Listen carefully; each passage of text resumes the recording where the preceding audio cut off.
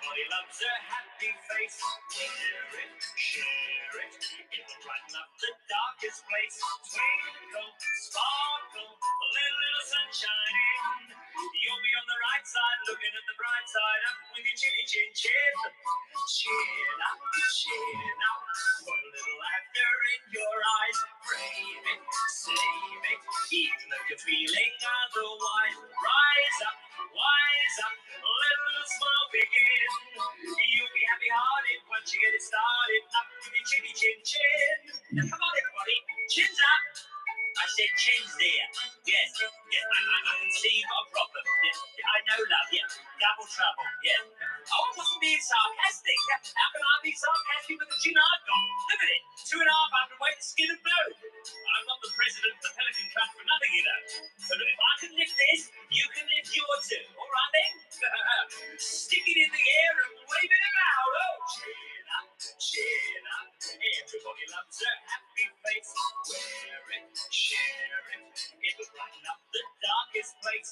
Twinkle, sparkle, a little sunshine in. You'll be on the right side, looking at the bright side up with a chinny chin chin. Chin down, get you frowning, turn round, starting clowning, think sad, your trouble double spin. Glad they burst like bubbles. Chin up, chin up. Every little time your spirits will chin up, chin up. Give your attitude an upward tilt. Twinkle, sparkle, let a little fun begin. You'll be on the right side, looking at the bright side up with your chinny chin chin. You'll be on the right side, looking at the bright side up with your chinny chin up.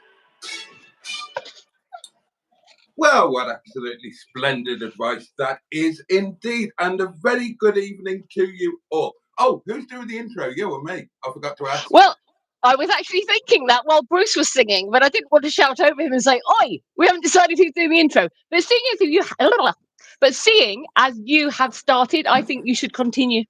No, we'll do it fairly. We'll do it fairly. We'll toss a coin. You've gone. Heads or tails? Heads. Heads it is. Go for it. Okay, right. Hello, good evening, everybody, and welcome to Monday Night Live with me, Emma, Emmels, and the Emma Lumps, and him over there, Mr. Boatylicious. We've got the usual features going on tonight. We've got a topic to talk about in the first hour, which is... Well, I'll tell you what that is in a minute. And if you want to call in about any of the topics or features, the number is 07391 175 856, or you can... What are you doing? Be professional. It's a bit early for that. Get on with it. It's a bit early for that. Distracting me there. Yes, or you can obviously talk in the chat box. Also, I would like to know if there are any birthdays this week. I do believe there was one last week, but I don't know if the lady in question is here, so we will wait to see if she arrives. And enjoy yourself. The topic for the first hour has been set by Alan Simpson. I asked on Boaty's World Facebook group for any suggestions of topics, and Alan Simpson has set this topic. It's entitled Road Trip Eats, and he said, this is the description he gave for the topic. What would you rather do on a road trip if you're hungry? Grab a burger type takeaway, grab a coffee shop type takeaway, grab a sandwich based meal deal, take your own food, or search out a cafe or pub grub. So that is the topic for the first hour. And yeah, I think that's everything, isn't it? And if you like it, if you love this, even if you don't like it, whatever you're doing, click on the like button, subscribe, and join in and have lots of fun. I am just going to turn up the brightness on my camera because I had it down earlier. Go on, Boaty, you take over while I'm faffing with my business. Well, I'm going to just everything that she said, and I'm going to just wade straight into the comments, darlings.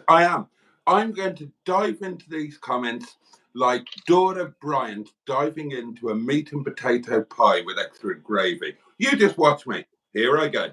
Now, first cab off the rank is the wonderful and fabulous Sarah Parsons from South Wales, who says, "Evening, Jason, Emma, and everyone in chat." So I think you'll agree that's a wonderfully inclusive message to get us off the mark. I enjoyed it very much, and I hope that you do too. But don't peek too soon. There are more messages to come. And this second one is from a great friend of the show. It's Jimmy, the mighty Quinn, who says, Jimmy!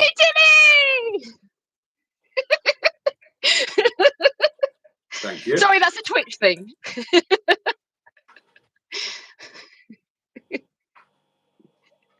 Is that enough twitching? Whenever Jimmy appears on Tracy's Twitch, there is a sound that goes off that goes, well, you can play it, and it goes, Jimmy, Jimmy, Jimmy.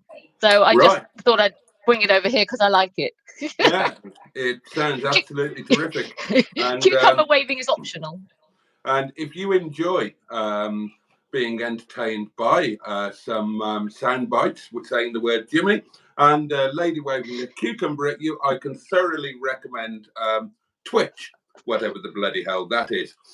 Anyway, Jimmy says, good evening, Boaty and Emma and all. Barry is here, that guy from SETI Alpha 5, and says, hello all. This is going to be a short one. It's date night for me and Karen again. Again, you had one last week, and we found out afterwards it went rather well. Ah, yes, indeed. But anyway, enough of that. We're not past the watershed yet, are we? Peter P is here and says hello and a very good evening to the lovely Emma and the brilliant Boaty. So, you know, that's kind of flattering and alliteration all in one sentence. And I'm all over that. I enjoyed that. I enjoyed that very much indeed. I would take that comment home and I would cuddle it and it would warm me on a cold winter's night. Matron is here, of course, and says, good evening, everyone. Emergency exit to the rear of the doings. First aid information can be found in your welcome pack, and the management cannot be held liable for any loss of virginity. Hope everyone's as well as can be expected. Well, thank you, Matron. And then Matron goes on to welcome and say hello to people on an individual basis, which is very kind of her indeed. Don't forget to like the video, says Tracy very helpfully. And Tracy goes on to say, hi, Tracy and all. And she's not talking to herself. She's talking to Matron. Matron's real name is Tracy. But, you know, we know and love her as Matron. Andrew, I can't believe... Oh, what were we calling Andrew last night?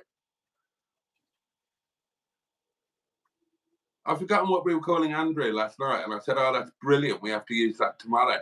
And now I can't remember. I don't remember that at all. Oh, yeah, somebody came up with it. Was a combination off at that point. I think it was Butty Butty or something. It was a combination of Butty Geek and Ivor Spotty Butty. Oh, Butty Butty. I don't remember that. Yeah, I can't believe it's not Butty Butty. So, anyway, good evening. Andrew says a very good evening, Emma, Boaty, and everyone, and a jolly good evening to you. That's a mighty big cucumber, says Peter P. Framed scampi fries, says Peter P. Are they framed? I hadn't spotted those. Oh my God. I'm really big on my visuals. I like to put things in front of the camera for people to spot, so it makes it a little bit more interesting. Yeah, we've noticed that, dear. We've noticed that. Well, you carry on. I'll get me scampi fries out. Oh, I'm so jealous. I forgot to get myself any. All I've got is a framed pack. Oh, okay. Let's see. Where were we up to? Right. Don't forget to like the video. It's a big cucumber. Right. Matron says, I hope. I haven't got any. Matron says, I hope that's a cucumber. Otherwise, Emma has a big green snake in her room. Oh, frame stand fine. Mark Prasad says, good evening, Boaty, Emma, and chat. Good evening, Mark. Jimmy Mighty Quinn says, that effing bear's back. Oh, sorry. Do you not like the bear? Some people quite liked it. Barry says, Barry and Karen's date night sponsored by Podger, Lube, and Wonk Bonk. Peter P said, how did that bear side get on the television? Mr. Stephen Parry from Port Sunlight in the Wirral. The Leisure Peninsula. Oh. Says, How are you today, Jason, Emma? And how is Mr. Teddy Bear and Mrs. Greenwood and the captain of the ship? We haven't dealt with how we are today. Would you like to go first, Boaty? Well, I've had an absolutely fabulous day, and it's kind of you to ask. Actually, it's been absolutely brilliant. I woke up, which is always a bloody good start to the day, and I wasn't too late, and I wasn't too hungover.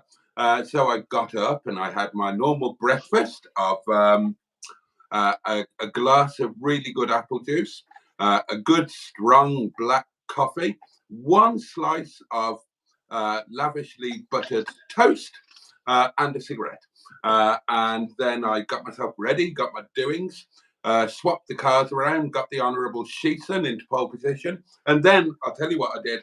I took off to spend the day with my dear friend Captain Mustard at the Yard of Dreams, pausing only at Carver Crossroads to avenge the vengeful gods of the overdraft. Appease the vengeful gods of the overdraft.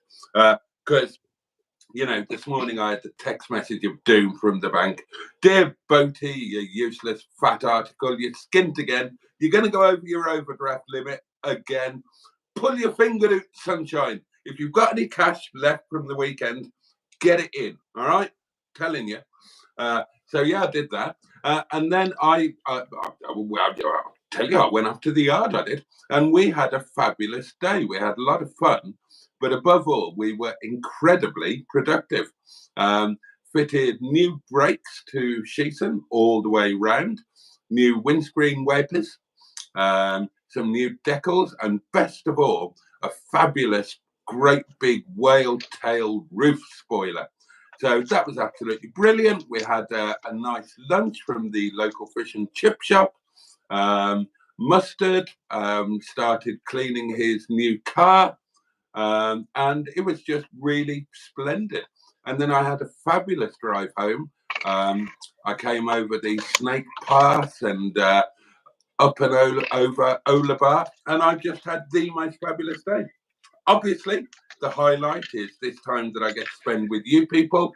And when I'm finished with you, or more likely you're finished with me and can't take any more and you're begging for mercy, then I will get very drunk indeed and eat some fabulous Nepali curry. And then I will go to bed and fall asleep and dream of each and every one of you, and dream that we're on an exotic Caribbean island and I get to squeeze and tickle you until you're slightly sick. Well, that was a fantastically full description of your day and thoughts and feelings of the day.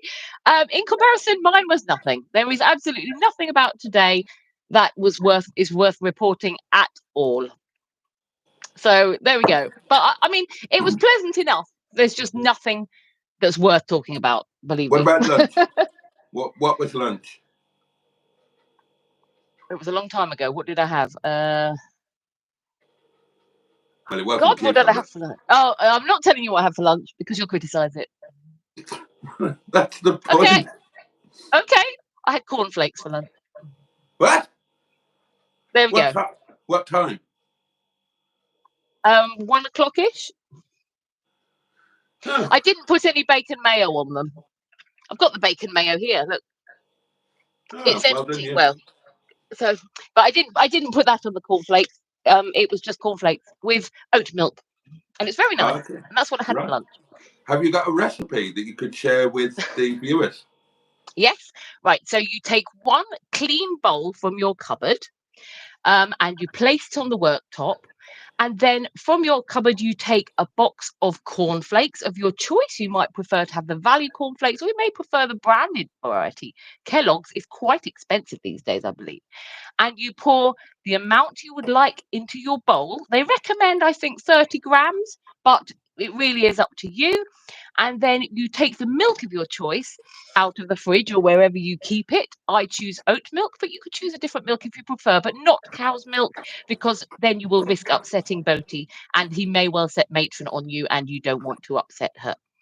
And then you pour that over your cornflakes, the amount that you feel that you would like to have on there. Yeah. And then you don't burp, you take a clean spoon out of the drawer, and then you feed your face with it.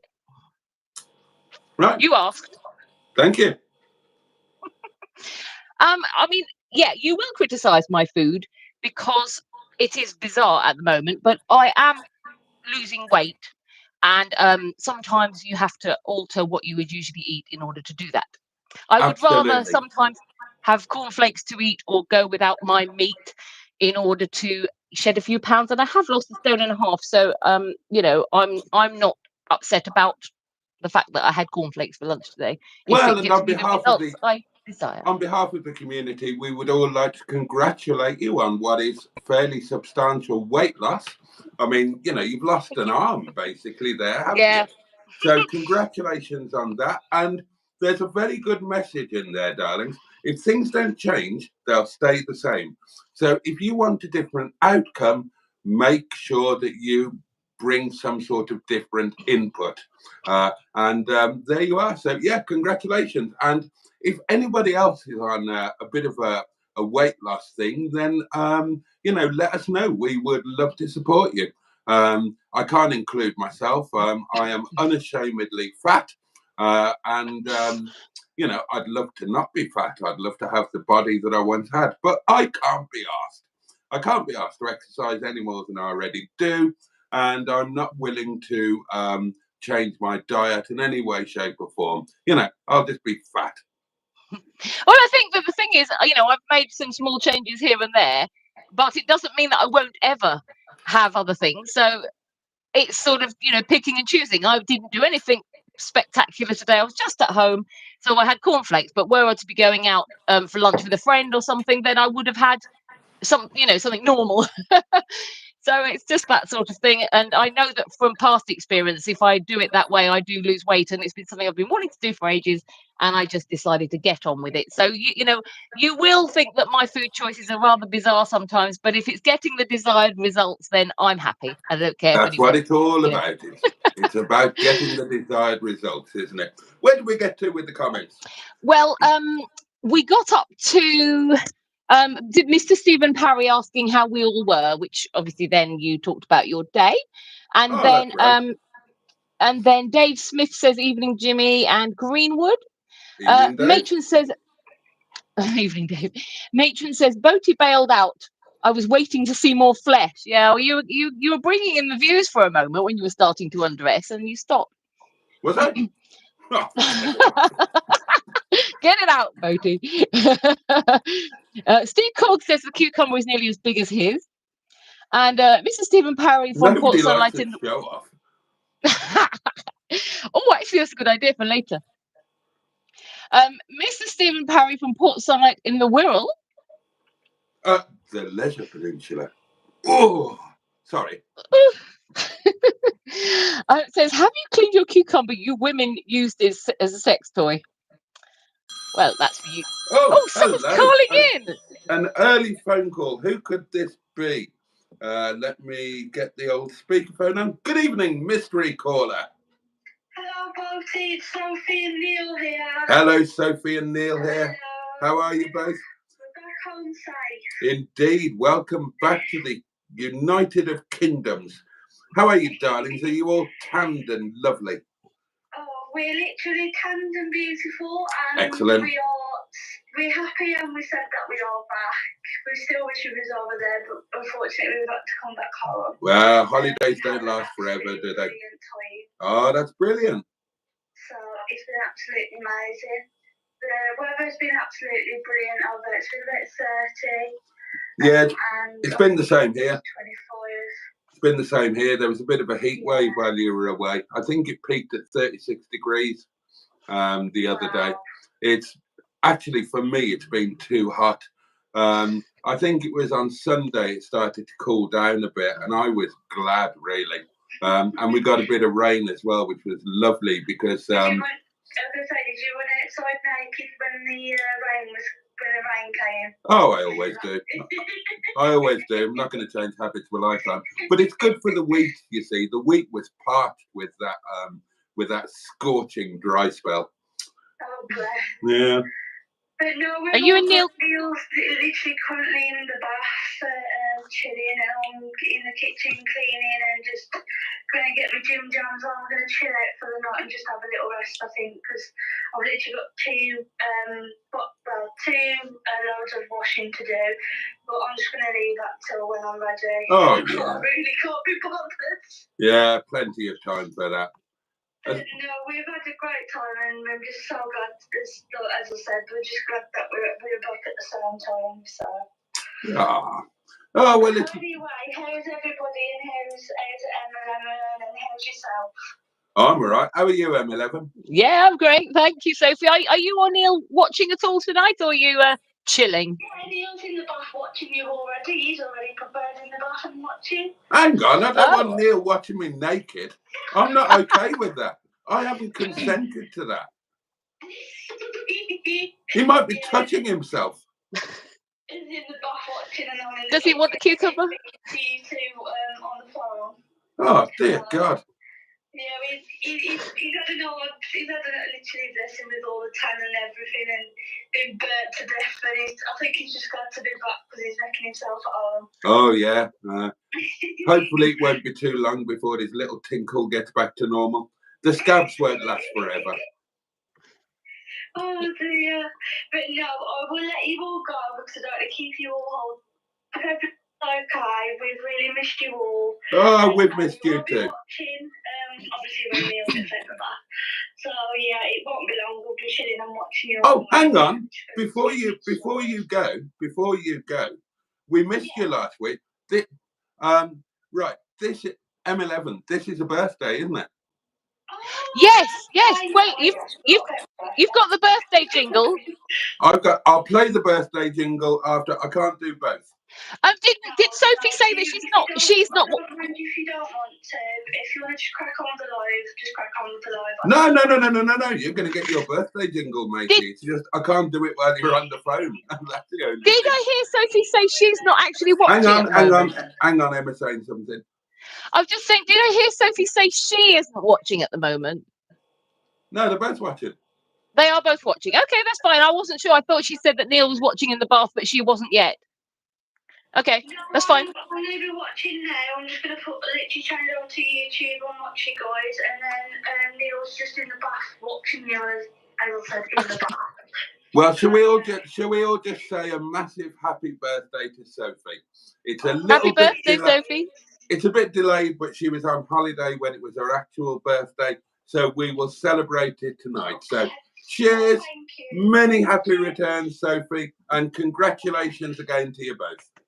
Oh, thank you so much, guys. Thank you so much. All right, thank you for ringing, darling. No worries. Welcome back. Catch you later. Bye-bye. Well, right.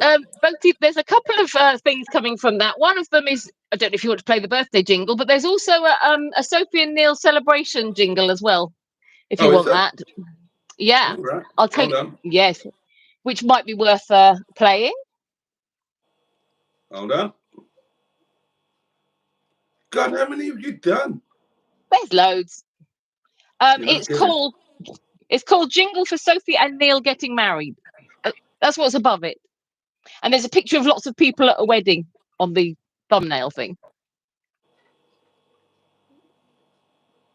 It's not too far up the list. Congratulations, Sophie and Neil. You can get married. Hip, hip, hooray. It's going to be one wonderful day. Congratulations. Do you want to celebrate the birthday as well? Yeah, I've got to find it. I believe it's a picture of I can't remember what the picture is on it now.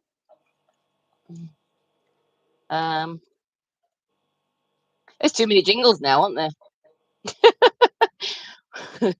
Found it. Good.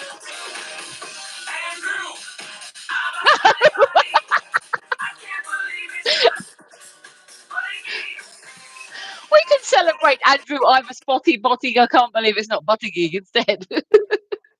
Okay, that might have been the wrong one. I think it was.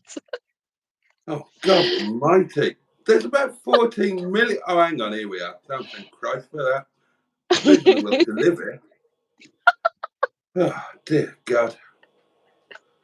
Happy birthday to you. Willie waving his do. Get your lube out. Get a move out. Happy birthday to you. Yay! Happy birthday for last week, Sophie. I hope you had a fantastic day.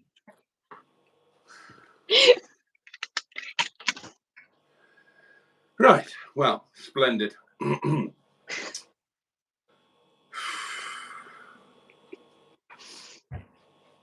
Right, while Boaty recovers, I will continue with the comments.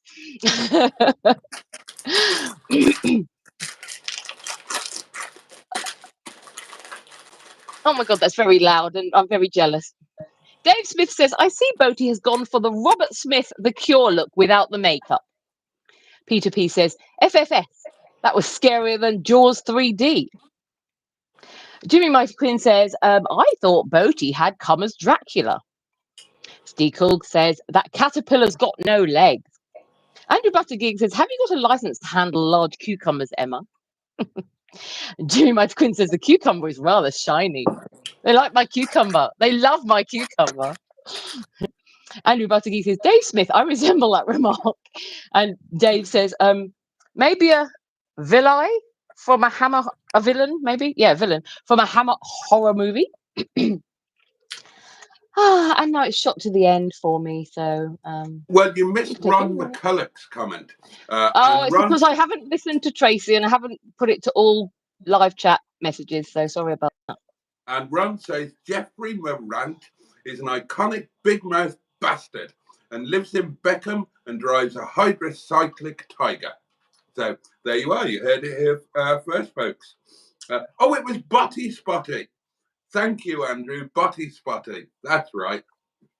I can't believe it's not Botty Spotty. Going Botty Spotting, says Peter P. I love that. Botty Spotty. Oh, dear, oh, dear, oh, dear, oh, dear, oh, dear. Hello, Simone is here and says, hello, what's with the cucumber? Don't ask. Oh, Neil, the lovely Neil, the very nice man, a.k.a. the Gibbon hater. God, he hates him. Can't stand him. Wouldn't have him in the room with him. Hello, all. How are we tonight? I'm back on English soil now. Got back at 3 a.m. last night. Cold, damp, and in desperate need of an alcoholic detox. Oh, well, it doesn't sound fun. Jimmy at 500 is with us.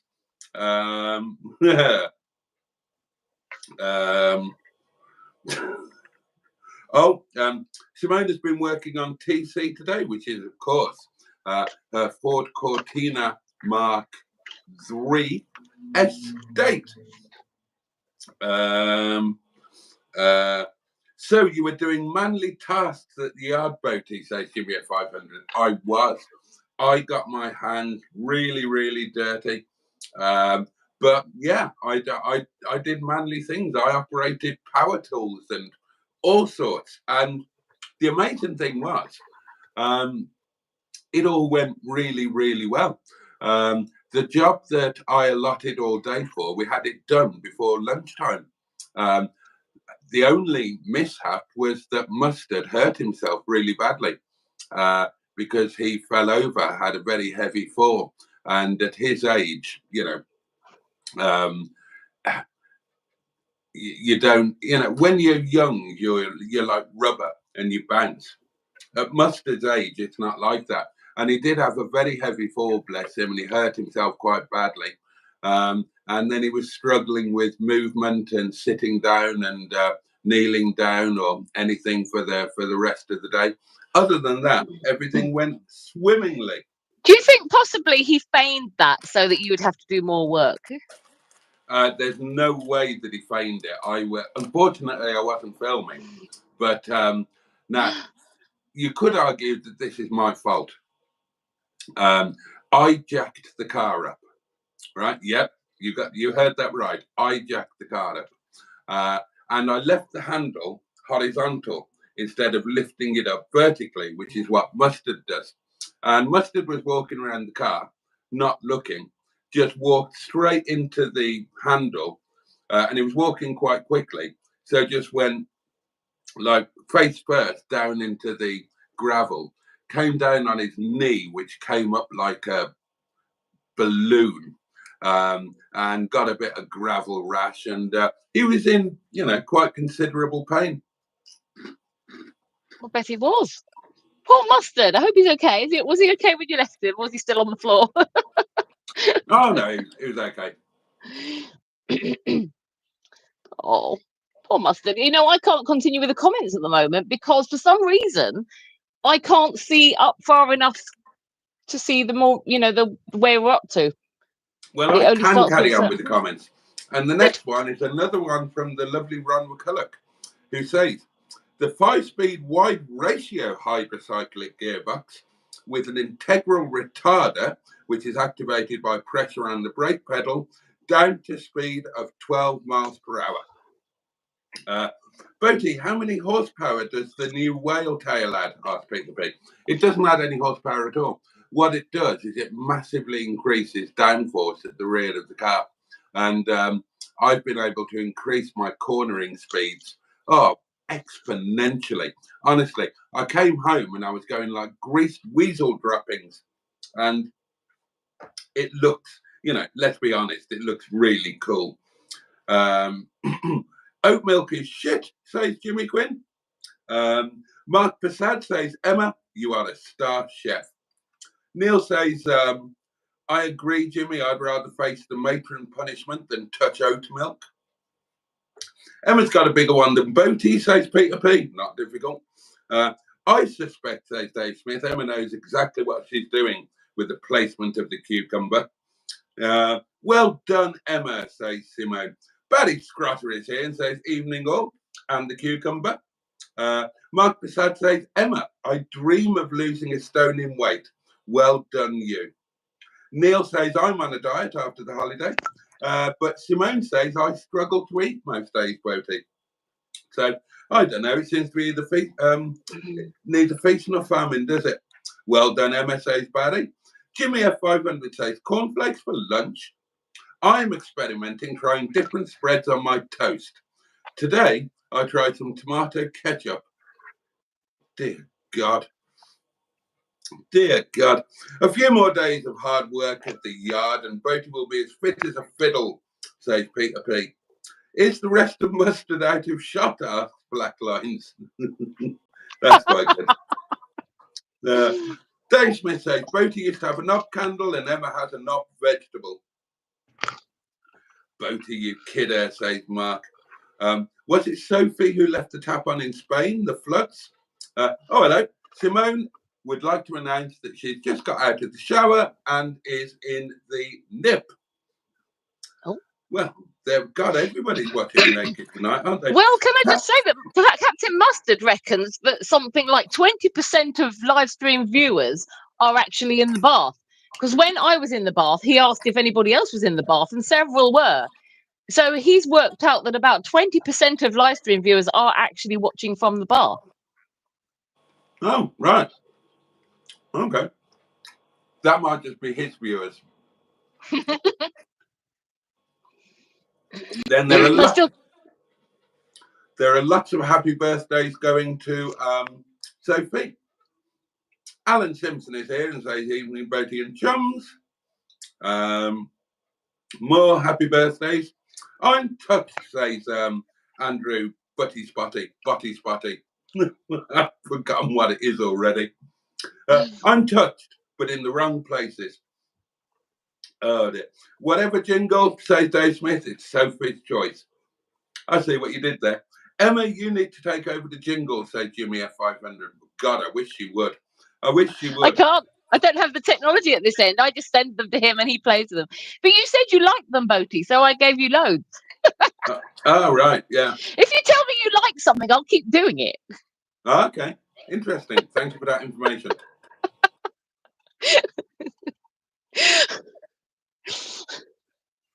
I like those flowers. You're not getting any more of them for a while. I still can't take over the comments because unless I've lost my way, the first comment I can see is Mr. Stephen Parry from Port Sunlight in the Wirral, Leisure Peninsula, saying, he's saying, is that the community sex toy for the ladies? And I can't see any higher than that. Okay, don't worry. Well, I mean, we're way much further down than that. But Really? yes. Oh, all right. Well, Hope mustard is okay, says Neil. Alan Simpson says, you know you're old when people don't say you fell over, but instead said you had a fall. That's true, Alan. And you also know you're knocking on a bit when you bend down to tie up your shoelace and have a major coronary. Oh, yes. I've caught up now. I know where we are. I just thought I'd let you know. Done. You didn't leave mustard stuck under a car, did you, says Peter P? I didn't. Sounds bad, says Matron. Hope mustard's okay and not in too much pain. Alan also hopes mustard is okay. Oh, lummy, says Andrew. Hope the captain is okay. Boaty's killed mustard, says Jimmy Quinn. That's one way to get more subscribers, isn't it? You know, bump him off, and then you'll start getting more than him. Neil points out that genuinely that is a sackable offence in most garages. Massive health and safety issue there. I hope mustard is okay and makes a speedy recovery. Boaty left him in the caravan and ran away. I didn't. Oh dear. Then they're on about you snapping the cucumber, which I managed to miss. This morning, says Simone, I had some toast. For lunch, I had a chicken and a bacon sandwich with a caramel whisper, washed down with a cuppa. For dinner, I had fish and chips followed by a cider. Well, you've not done badly today there, Simone. Toast for breakfast, a chicken for lunch, plus a bacon sandwich and a caramel whisper, fish and chips and a cider. Fabulous. Thank you, everyone, for the happy birthday wishes, says Sophie. And that's it. Over to you, M11s, while I eat some scampi fries. Well, Dave Smith says, oh, hang on, am I on? I was just checking I wasn't muted. Dave Smith says, no, the bath. Jimmy F500 says, oh, that sounds nice, Simone. And Sophie says, and no, I don't. I didn't leave the tap on in Spain. And Steve Cook says, Mustard did dead stream tonight. And that's the end of the comment. So you're going to have to decide what we're doing now instead of eat. So why don't we? Do you want to talk about the first topic? Let's ask you the question, Boaty. So,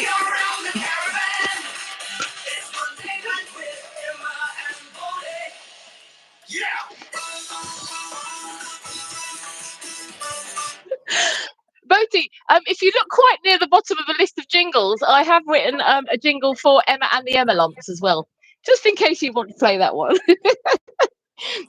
It's right near the bottom.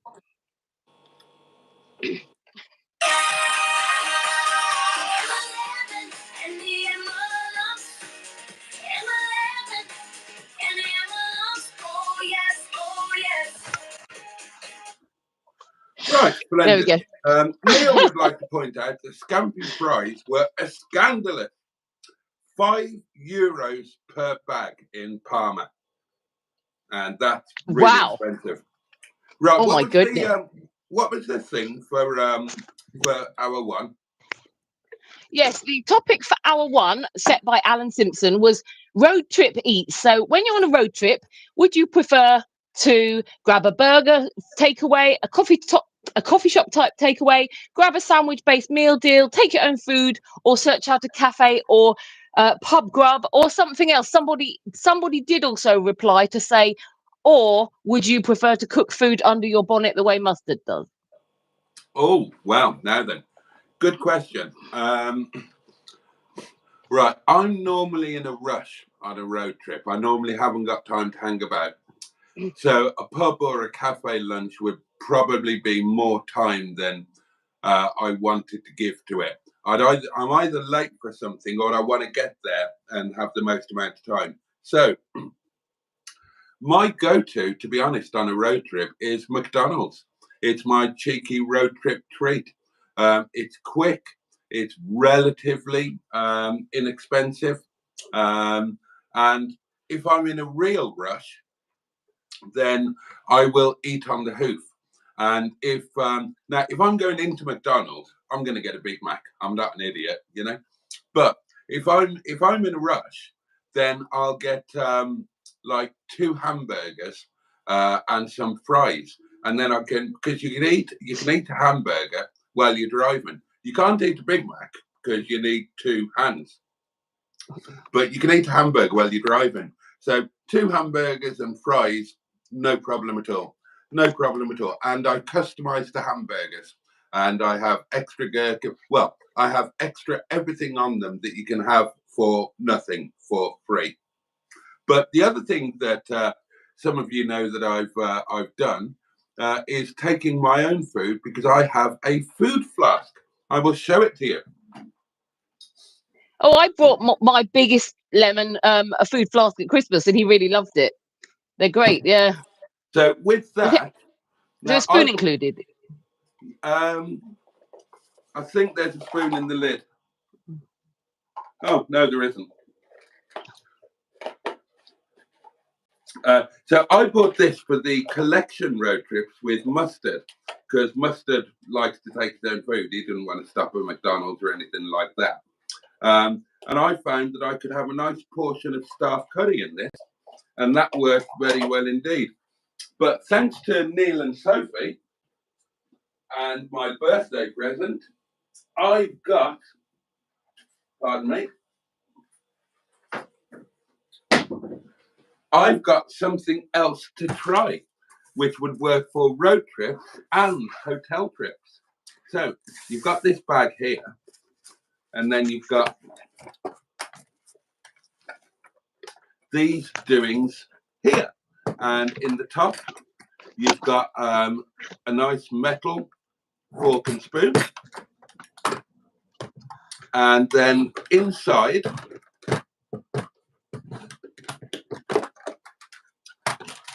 you've got a nice metal tray. Now, you can put food in there, and it can be cold food, but you can either plug it in your hotel room, or you can plug it into your car lighter, and it will heat your food up so that you can have a nice hot meal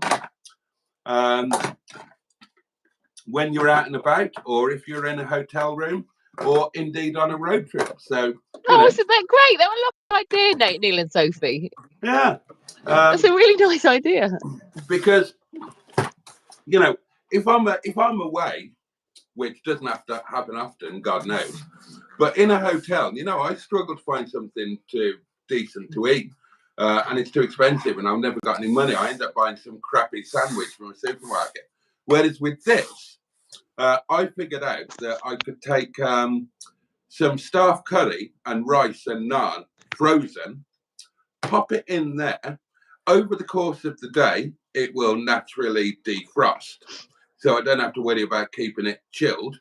And then just plug it in while I'm doing the live stream. And at the end of the live stream, I'd have piping hot staff curry, rice and naan bread.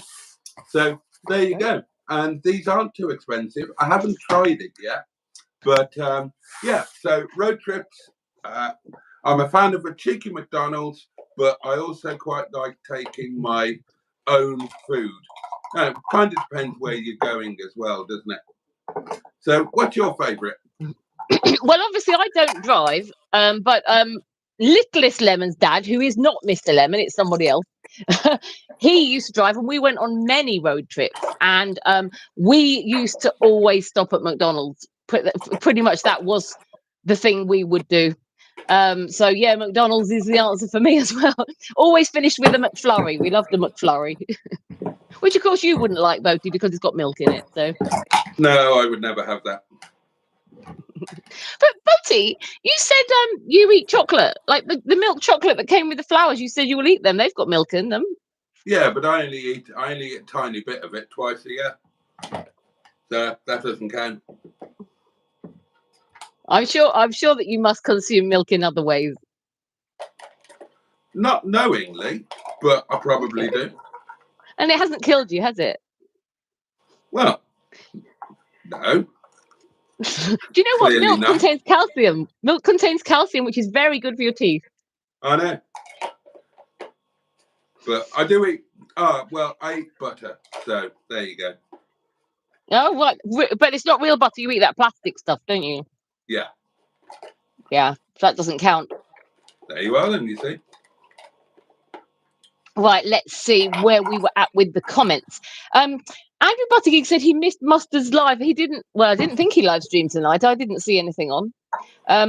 Neil, the Gibbon hater, says the price of scampi fries in Parma was €5. Oh, you read that one. Sorry about that. Neil, if you are about and fancy it, by the way, we would love a number from you this week, whenever you fancy. You know, but make sure you ring the right phone. Don't ruin the live stream yes. like you did last time. Okay, yeah, Neil, if you want to ring in, you have to ring this number. Get a pen, write it down: 07391 175 856, and I believe Matron has also pinned it to the top. So please ring the right number. Right, Sophie said Neil had curry and nothing for breakfast, has had to do food shopping. Simone says, Emma, stop it. That's very distracting. Ha ha ha. It's a compliment, by the way. Can I just point out that I used this on today's road trip? And that is why it's quite cool, this. It's like a drinks thing. And it's got like an inbuilt straw thing. I have children, so I've seen lots of those. But this is really, really good value. I got it from Sainsbury's, and they're free if you can hide it from the security guard. Anyway, yes, apparently Simone said I must have done something with my boobs. I'm not sure what it did, but Simone complimented me. She said it's a compliment that it was distracting her. So you're welcome, Simone. Neil, the Gibbon hater, said cheese and onion cob from the chiller box. Peter P says I'd pay for scampi fries and then frame the bag. Well, you pay that the amount that Neil was seeing in Spain. Can't get my words out tonight. Andrew Buttergeek says, is roadkill an option on a road trip? Not for me, it's not. Mr. Stephen Parry from Port Sunlight in the Wirral. The Leisure Peninsula. Says, is it next week, Emma, at your home for you? Yes, yeah, next Monday. The Monday coming. Tune in, and I will be sitting right there in the same room.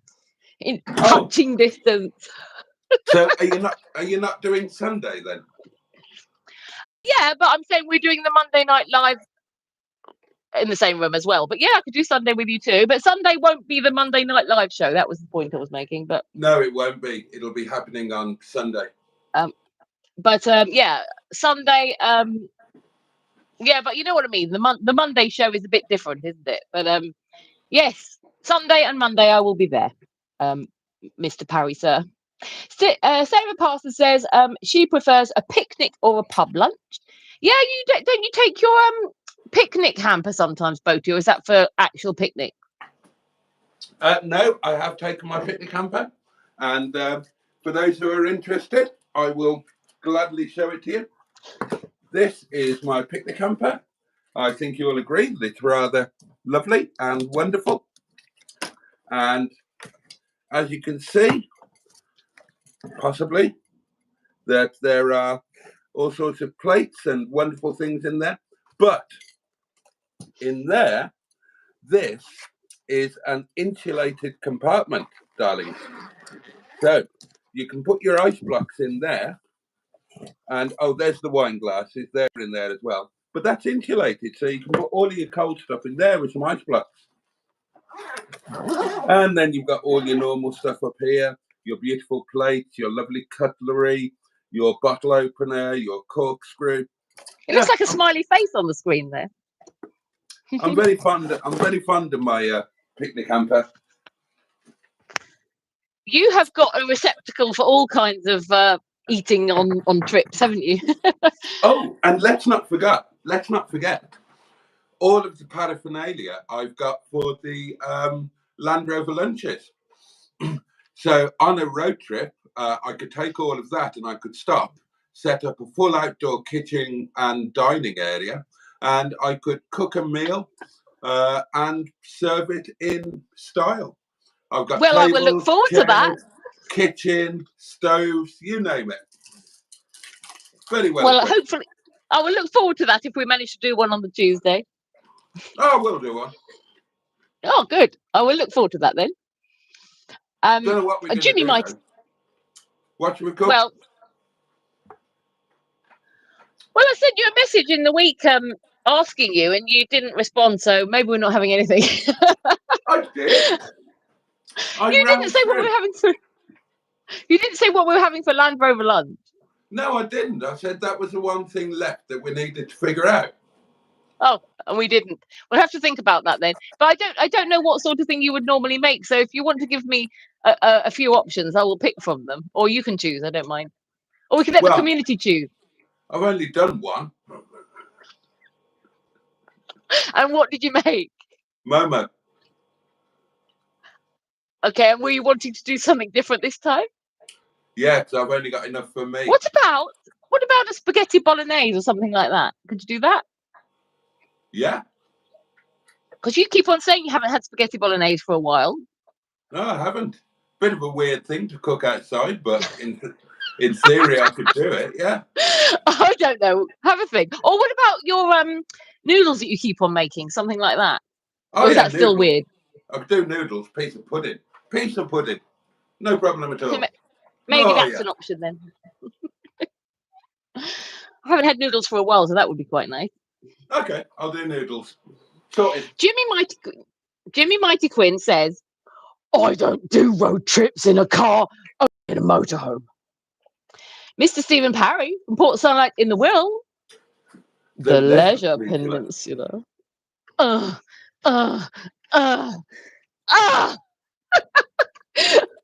Apparently, we have to make these sex noises when we talk about him. He says, search out a restaurant on the way with the sat nav is what he would do. Andrew Buttigieg, what about a Whopper, Boaty? Right. I don't mind a Whopper. I've got two issues with Burger King, though. One, well, actually, I've got three. One, the fries are always cold. Two, it's too expensive. Burger King put their prices up at motorway services, airports, anything like that. And I object to that. I mean, that's just taking the piss. That's why I like McDonald's. They keep their prices the same. And the third thing is, it's impossible to eat a Whopper tidily. Bits escape from it, left, right, and centre. So I haven't had a Whopper for over 2 years. The last Whopper I had was on the way back from picking up Stigbert from Thundercock from Telford when I bought him. So I don't object to a Whopper in. If somebody else was paying, I'd be in there like a shot. Sophie said, Spain Mackies with fries and a beer and ice cream is what she had. Jimmy at 500 says, a pre-packed roll sarnie and a drink. Yeah, Alan Simpson says, agreed. I quite enjoy a Mackie D's on the road, although if it's breakfast time, I will search out a calf. I still lament the loss of the little chef and his Olympic breakfast. I quite like McDonald's for breakfast. I quite like the oh God, what's it? Egg and cheese McMuffin. That's nice. I would quite happily do every single live stream for the rest of my life on the subject of little chefs and your favourite dishes from them. I loved Little Chef back in the day.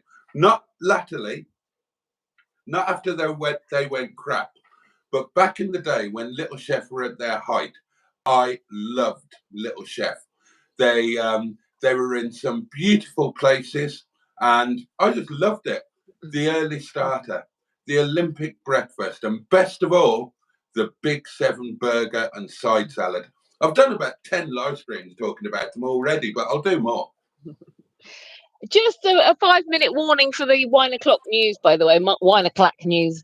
Oh, okay. Noted.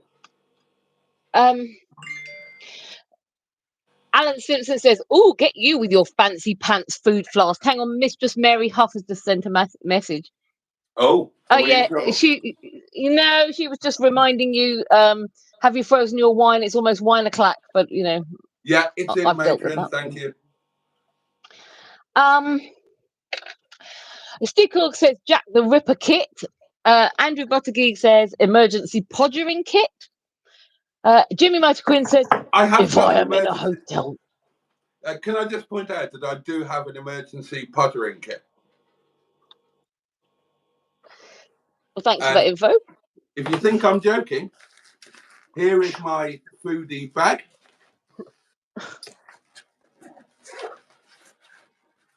And if you go into the secret compartment in the bottom, emergency pottering kit. So, condom.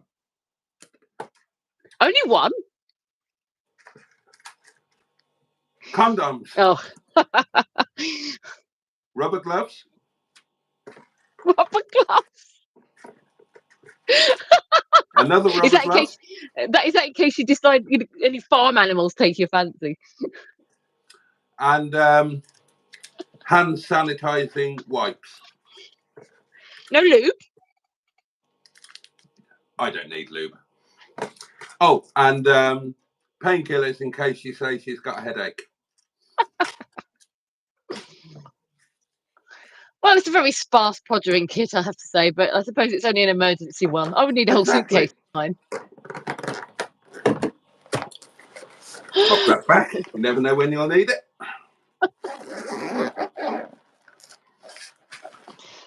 Right. Well, Jimmy Mighty Quinn says, if I'm in a hotel room, I eat in the hotel. Jimmy F500 says,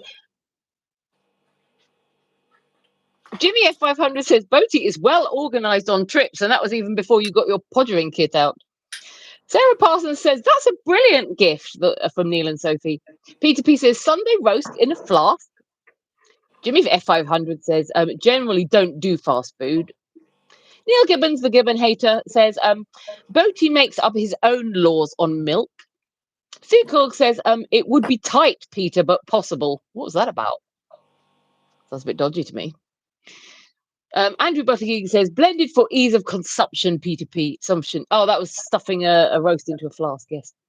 Matron says, I'm enjoying watching Boaty wrangle with the logic puzzle. Jimmy F500 says, you need milk and dairy. Steve Kilg says, Boaty thinks it's a torch.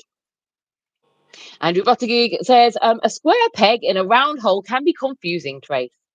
Matron says, only until you're about 2 years old, Jimmy. After that, you get calcium from plants and other food sources. Andrew Buttergeek says, I have one of those drinking doings, but the drinking bit broke. Black Line says, why do you think I'm called Black Lines? My mum used to stick a tit through the school railings till I was 12. God. Neil the Gibbon hater says, judging from how he is struggling with the lid, I'm guessing his brakes were fitted well. Sorry, Boaty.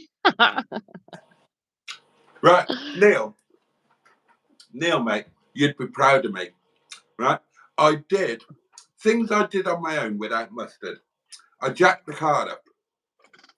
I took the wheels off. I took the carrier off the brake caliper. I took the old pads out. I put the new pads in, all on my own. It's nearly time. Oh, okay. Have you got the jingle ready? Yes.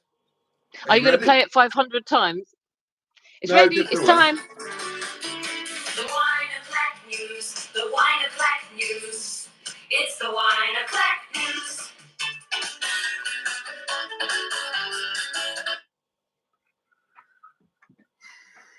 Just checking.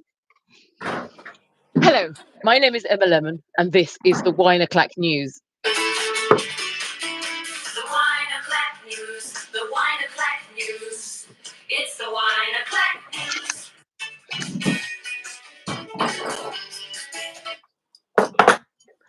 Hello again. My name is Emma Lemon, and this is the Wine O'Clock News. The wine and clack news. The wine and clack news. It's the wine and clack news. You can't fool me anymore. We've done it every single week since we started. So there's no way that I'm going to be sitting here thinking he's only going to play it once. Okay. I'm finished. Have we now. quite finished? Are you absolutely sure? Yeah, certainly. Next week I'll be able to keep your finger off that button.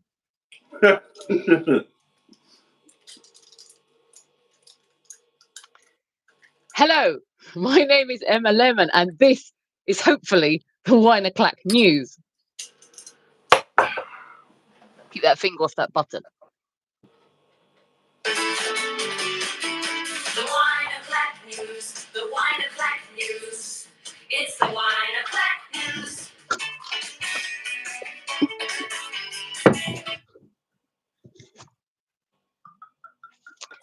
A former mayor of Rio de Janeiro, who joined an online Zoom council meeting while squatting on the bog during a turd curling session, was left red-faced after the other attendees pointed out that he was giving them an eyeful right down to his crumpled trousers around his ankle. There are now calls for his resignation, with the incident being cited as a breach of professionalism.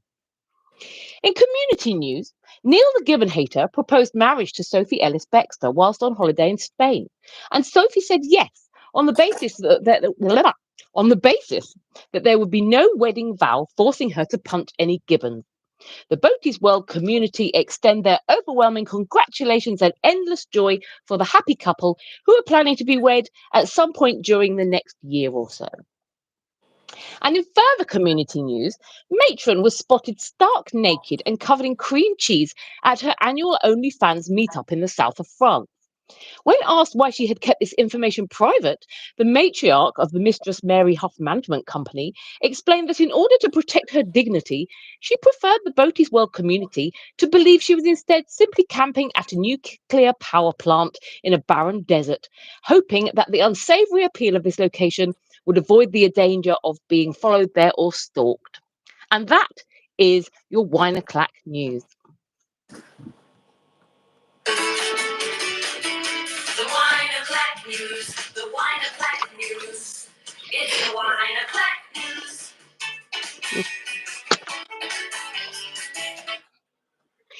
And may I introduce the topic for the second hour?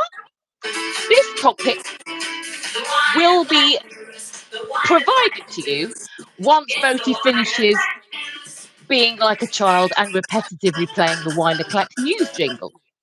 The Wine O'Clock News. The Wine O'Clock News. It's the Wine O'Clock News.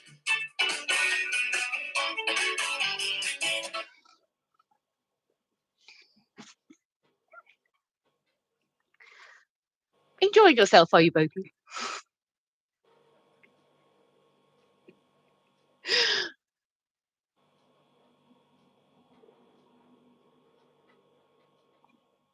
Have you frozen, or are you? I thought you were. I thought the camera had frozen.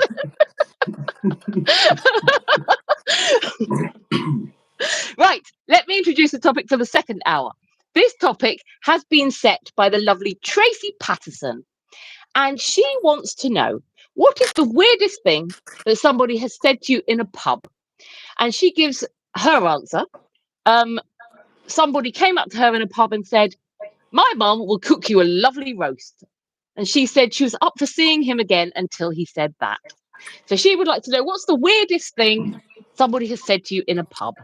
Is that weird?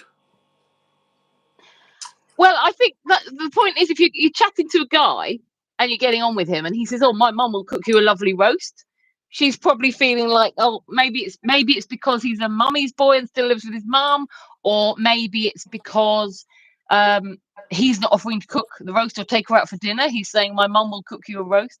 I don't think it's the worst thing anyone could say, and I don't know if it would be a deal breaker for me, to be honest, but she's probably got better standards than I have. I'd have gone, quite honestly.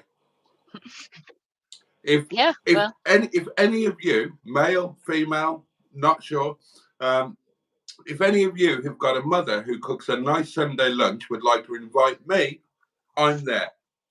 Seriously, I love Sunday lunch, and having a Sunday lunch made for you is like the ultimate treat, unless it's a bit shit. So, yeah, Any of you want to invite me to your mum's Sunday lunch? 3, 2, 1. I will be there in a heartbeat. Might I suggest? I don't know if you want to read any more comments. Well, might I suggest we do some features, because we haven't done any features. Now you're on the wine, you might be happy to do the features. Would you like that?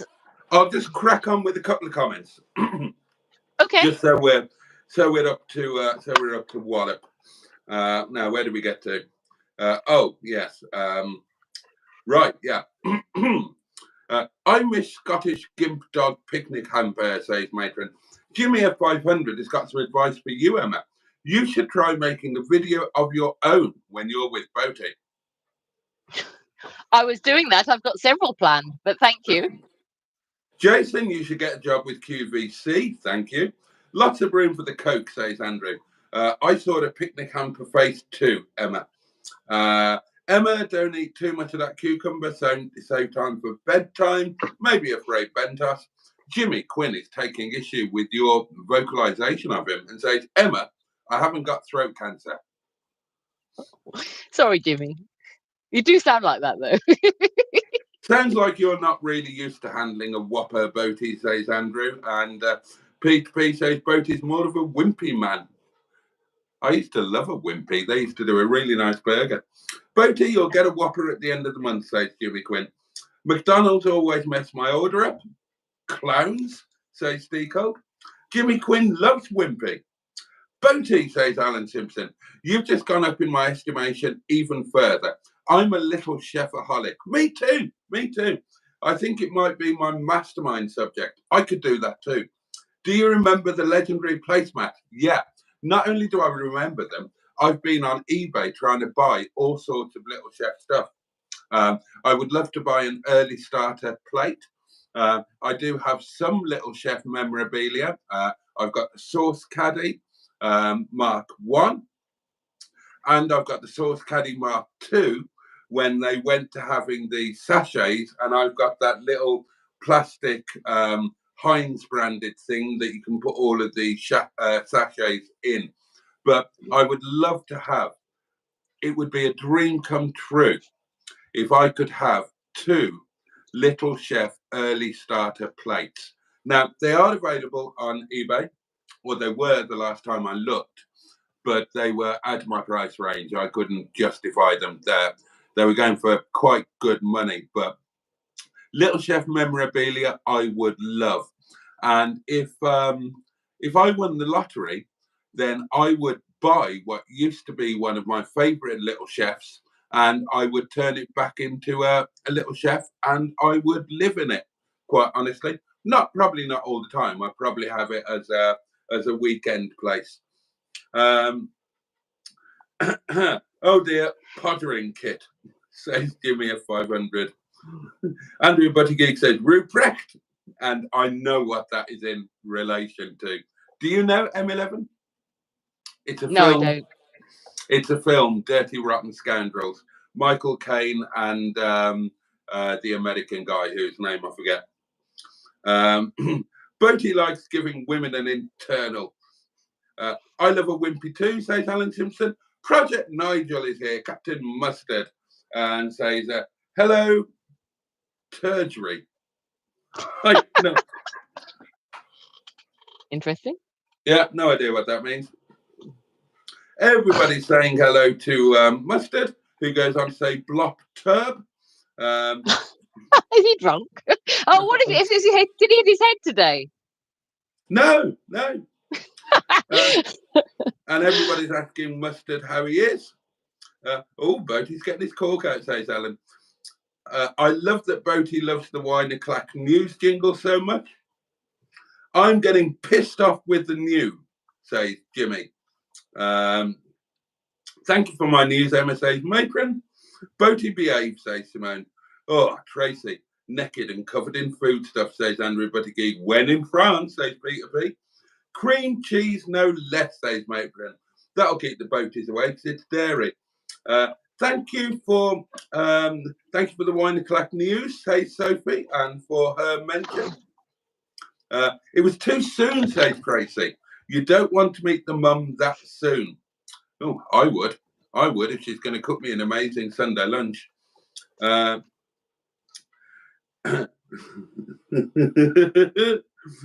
just having a wee. Thank you for sharing that. One of the weirdest things said to me in a pub was by a bloke, says matron. Your mum loves walking around in stockings when I'm in her bed. And reader, 33 years later, we are still great friends. I'll just read that again.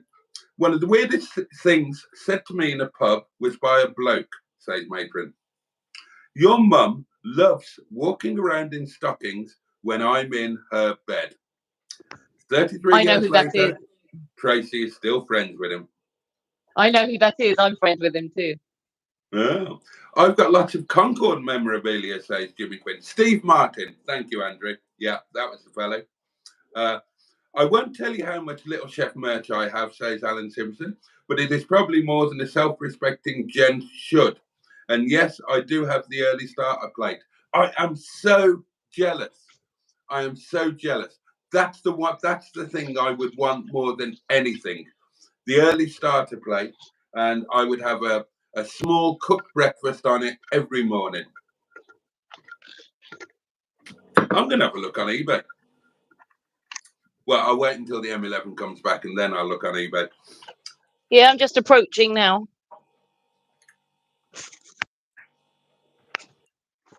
Sorry about that. My bladder was full and I couldn't wait any longer. That's right. I'm going to have a look on eBay for a Little Chef starter plate. Okay, so I'll just find out where we were up to in the comments. Nearly at the end. So you can crack on and do a feature. Well, I'm not sure where we were up to. What was the last comment you read? Alan Simpson about the Little Chef merch.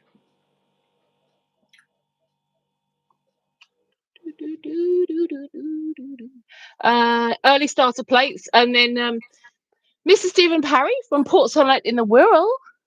The Leisure Peninsula. That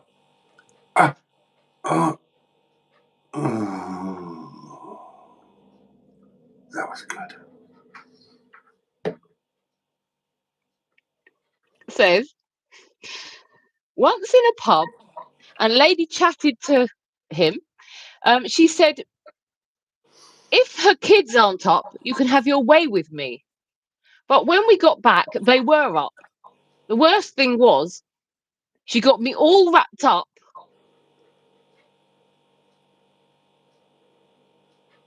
on his right back. Wait till next time. Can I just point out that there are no Little Chef early starter plates currently available on eBay. I'm now going to do a wider internet search. Okay. Neil Gibbon Hater says, my mate's favourite line, if she leaves you for another, there's always her mother. Well, there isn't always her mother. If somebody left me for another, they would have to get my mother out of Tracy's cupboard. And I don't think that would be, a suitable substitute, to be honest. Jimmy F500 says, don't wee in the bin, Emma. Matron says, Boaty's sex noises make me cringe so hard it turns my butthole into a pretzel. You were adding to your wonk bonk the other day, Matron. Make your mind up. Oh, that was only when you were on holiday, wasn't it?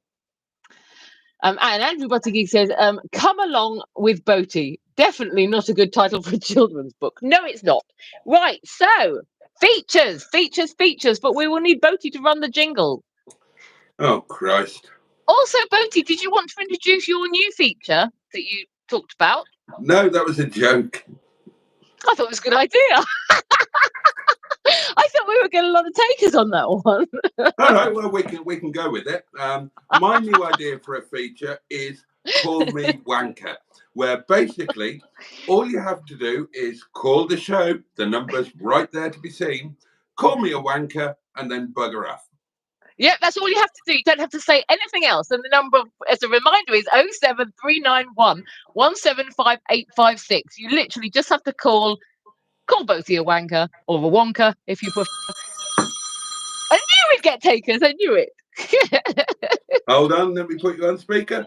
Good evening. Wanker.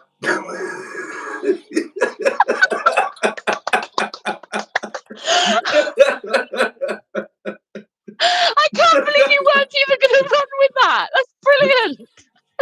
Anyone else? Come on, everybody. You've got a minute to call in again, otherwise we'll move on to the next feature. 07391 175 856 if you want to call in. Right, I shall get my my tablet out ready for some more features.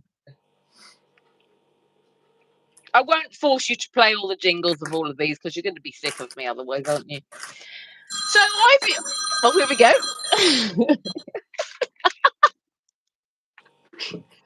Good evening. Oh, bollocks. Didn't have you on speaker. Oh, God. Hold on. You might have to call back. I'm inadequate. Oh, no, it's gone. Two people called me then. Two people called me and it messed up the buttons. Ring back, ring back. I told you it would be a brilliant feature because people don't need to put too much effort into it. It's a nice, easy one. Good evening. Who was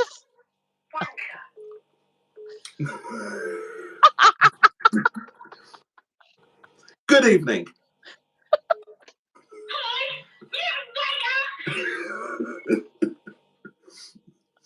Good evening.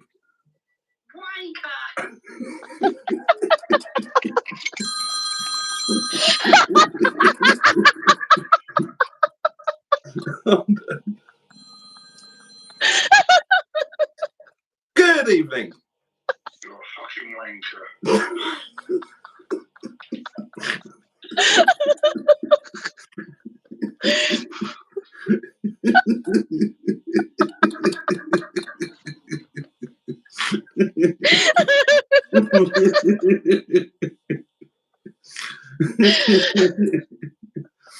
best feature ever? I wish I had another phone to call in. I'll do it myself. So, welcome to this week's edition of Call Me Wanker. Boaty, Yes. you're a wanker.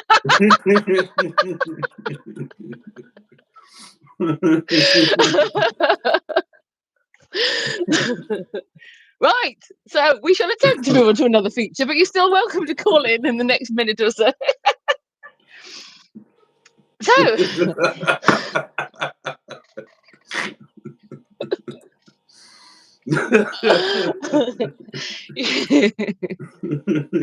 the best. I don't know why you didn't want to run with that feature. It's the best. Look how much participation. It's so coming back next week. Look how much audience participation we got in that one. That's the most participation. So next week, tune in again. Oh, they'll be queuing up once word gets round. We'll have so many viewers next week because everybody will be queuing up to ring in to call you that. So I'm introducing a new feature this week, and it's a lookalike feature. Who looks like you? It is called, and I'm going to kick it off with a picture that I have prepared. So I took a photograph from the internet of our good friend Captain Mustard here. There we go. There's a lovely picture of Captain Mustard. And I did a reverse. Good evening. You're a fucking arsehole as well.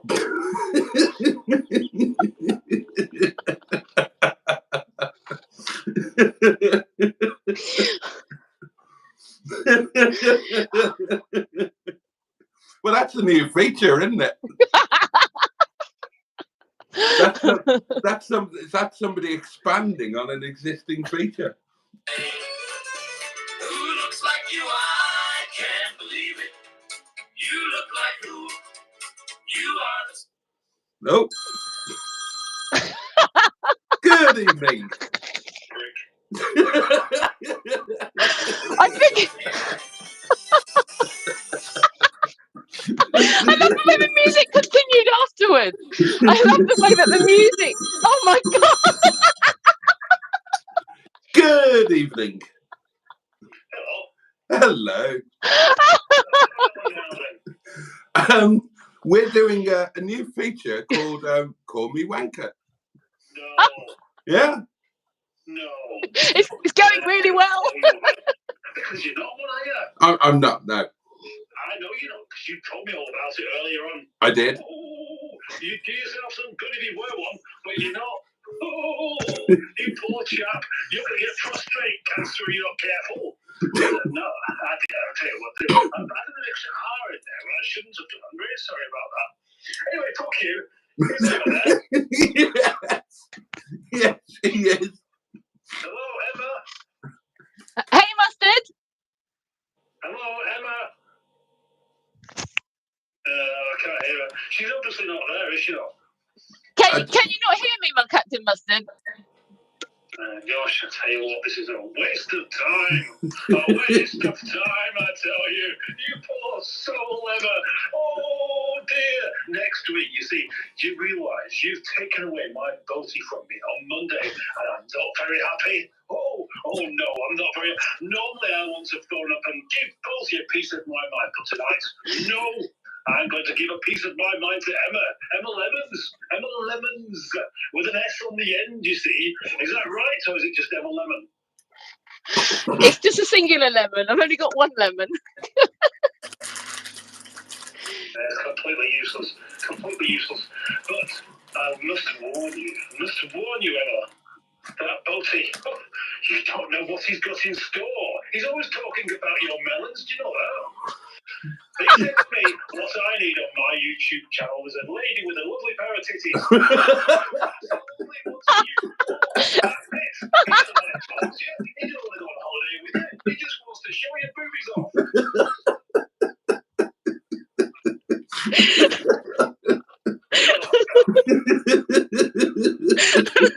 Not the most honourable of men, I can tell you.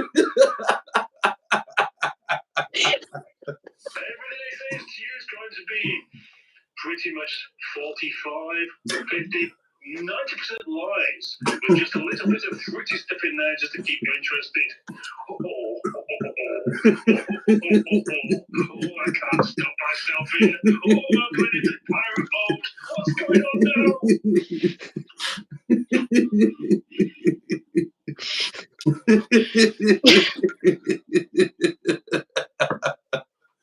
Oh, God. Have you finished? I think so. Have you finished? Well, I should talk to you now, shouldn't I? Yes. Yeah, I'm going to blame you entirely for my little accident today, and that's your fault for leaving a trolley jack stick out in the way instead of standing it up properly. And tonight, do you know what? Tonight, I'm going to admit I am in lots and lots of pain. Oh, well, I genuinely feel awful. Neil said, I've admitted to my crime. And Neil said that is genuinely a sackable offence in a garage.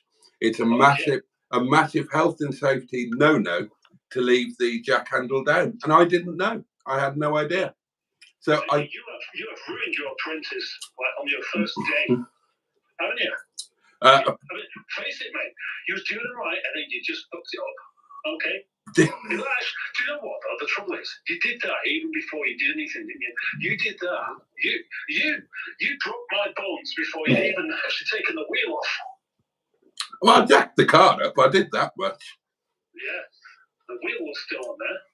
It was, yeah, admittedly. I had to tell you what to put the wheel to stop a health and safety nightmare again, didn't I? Yes, you did. Yeah. Oh gosh, you're going to have to excuse me tonight. I'm so pissed. I met a man just earlier on. I went out for a little walk, and I saw someone and said, "Oh, I know you, don't I?" And I said, "I don't know, do you?" He said, "Yes, I do. Yes, come into the pub here and have 10 pints of Stella and filtered." And I said, "Oh, all right, and go on. Why not?" So now I can't string a sentence together. You couldn't get me to actually string a sentence together if my life depended on it. Do you realise that? I do now. Yes, you do. Oh, yes, you do. I would like to extend my deepest and most sincere apologies for your terrible injuries. Oh, I bet that's not real. Well, no, but, you know. I don't want it to be real. If it was real, then I'd stop talking about it. No, I rest assured it's magnificently insincere. Right, okay, well, I'm happy with that. Is Emma still there? Because I can't hear her. Yeah. She just disappeared. I'm still here, Captain Mustard. I don't know if you can hear me very well, though. No, I can't hear you very well at all. He's asking whether I can hear you very well. That's all we need to know. Now, Emma, next week, you make sure that Boaty be's a good boy. He doesn't take advantage of your melons, okay? You'll regret it. Seriously, you don't know what that man's capable of. There's another fellow man you're not safe with him and his big crabby hands he has. Now all oiled up with carbon and mucky stuff underneath his nails as well. He's got something to prove, you see. His testosterone levels have doubled in the past 24 hours, and he's a dangerous man. Oh, he's a predator. Good. Oh dear, oh dear, oh dear. We live in hope anyway. I hope that helps.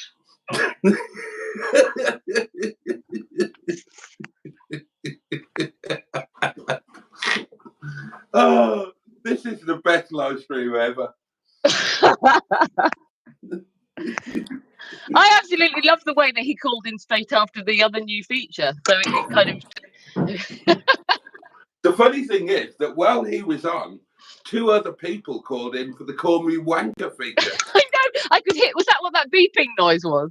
Yeah. They might still call in yet. The whole of the second half will just be people ringing in. Oh. Here we go.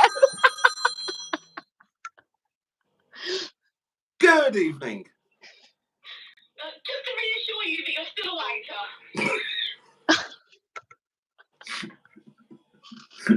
How very kind. Good evening. I've got one thing to say. Stop putting your fucking eating on. Right. Oh dear. Oh God.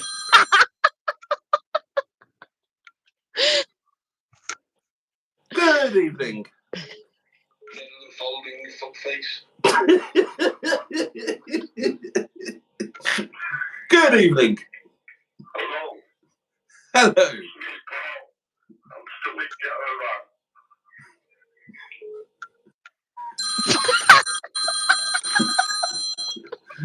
Good evening.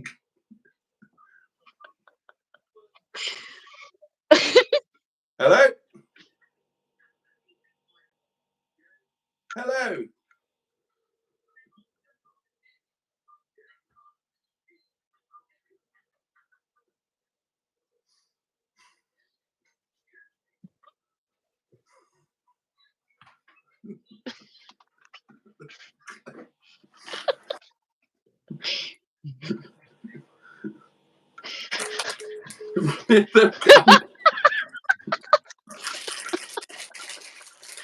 Oh.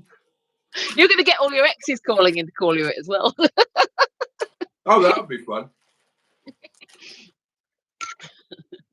Any more? Or can we move on? I'll see if I can squeeze this feature in now, because it's not going to be as funny as the one we just did, but hey. So yes, picture of Captain Mustard.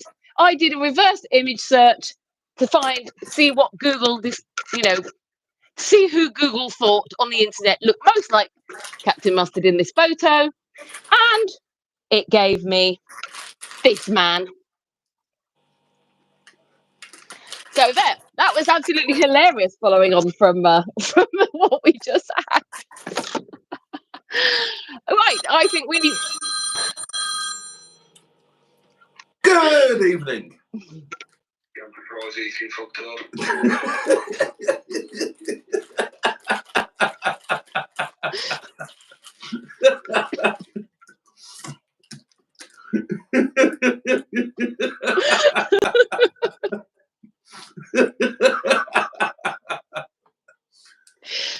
Neil, next time you call in to call Boaty a Wonka, could you also provide a number at the same time, please? Because you need to do a number of the week, so you could combine the two. Oh, Just yeah, an idea.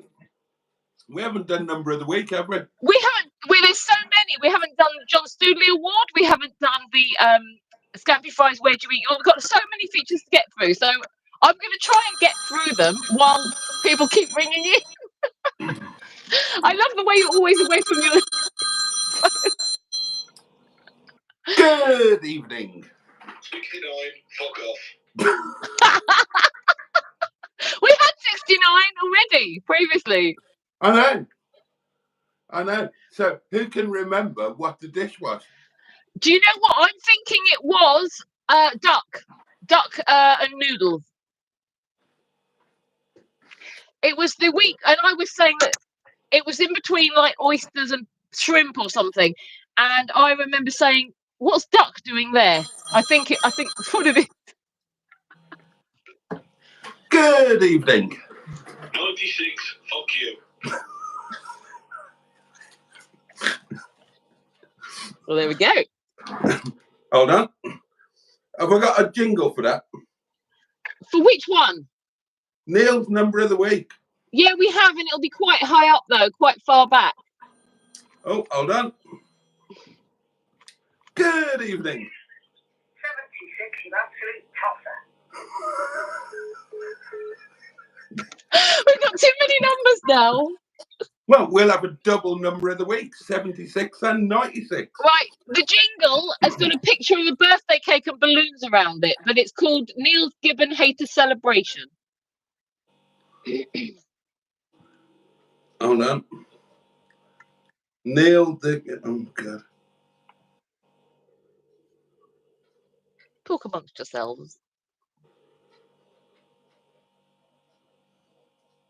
You really need to organise your jingles a bit better. Yeah, whatever.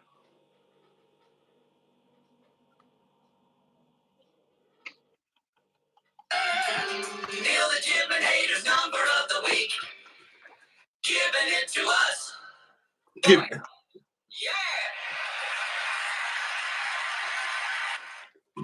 Right, so we have got a double number of the week. One provided by Neil the Gibbon Hater and one provided by Simone. So, right, so, okay, so the first number of the, shall I do them in order? Do you want them in order that they came in or in numerical order, like lowest first? I think we should do the order they came in. Okay, so Neil gave us 96. 69, didn't he? Yeah, but we've had that before. And then he okay. ran back and said 96. Okay. Okay, right. 96. You have to... Oh, God. Oh, where's that gone? Good evening.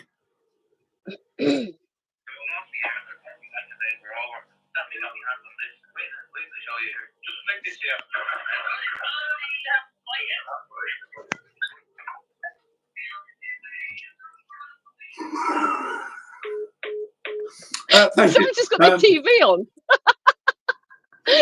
Okay, so 96. Fucking hell. What does... Look at the comments. Has somebody got it right? Look at the comments. Jimmy Mighty Quins? How the fuck did he get that? Oh, there's a jingle for him being psychic, by the way. Do you remember he got it before? And so we said we were going to do Jimmy Quinn's psychic moment, Gypsy Quinn's psychic moment, because he got it right before. I think. Do you know what? You have said what restaurant it's from, so maybe he's got that up on the screen. But they're not online. Oh, okay. Oh, I didn't think they were anyway. He if he gets the next one right as well, then oh my God. Gypsy Quinn, psychic moment. The power of the mighty Quinn. Well, do you know what? Do you know what concerns me a little bit about Jimmy being so psychic is the fact that he's given, he's told everybody how long they're going to live.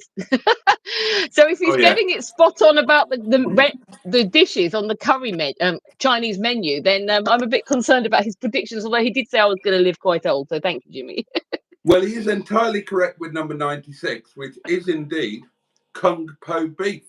Now, we move on to the second number of the week, which is number 76. Come on, Jimmy. Come on, Jimmy. You can get this one as well. So would anybody like to have a guess at what number 76 is on my Chinese menu? Sweet and sour pork. No. I mean, not even close. Okay. Not pork, not sweet and sour.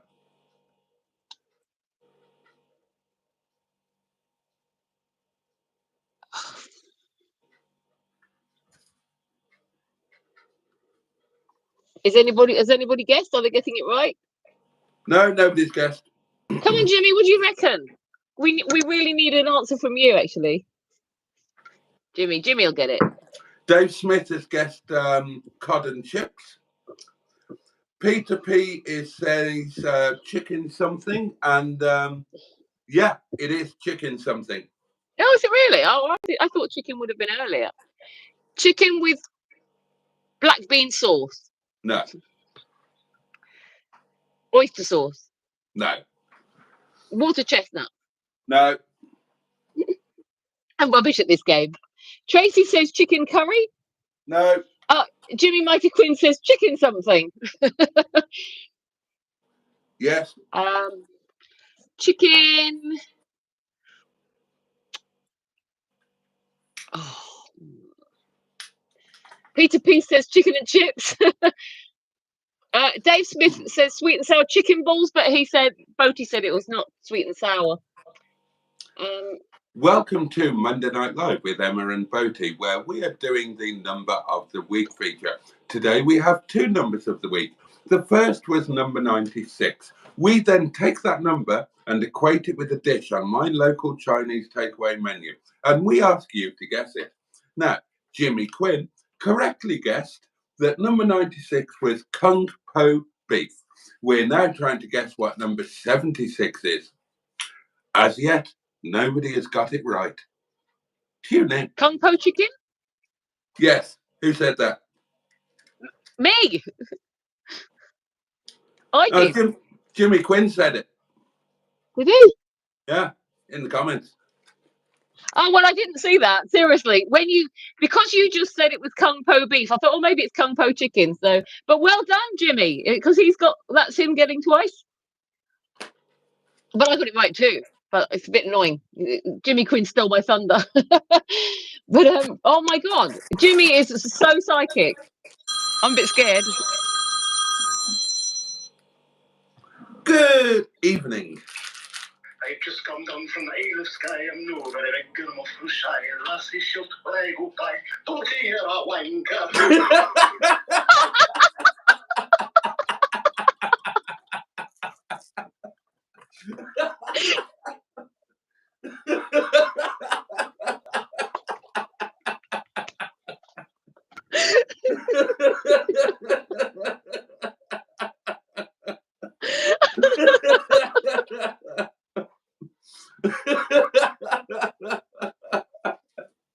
That was the best. Oh God.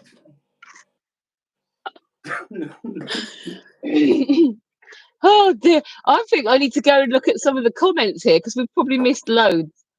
So while you're recovering, I'll try and zoom through some. Goodness me, we've missed so many. Oh, right. So let's see if I can do this at super speed.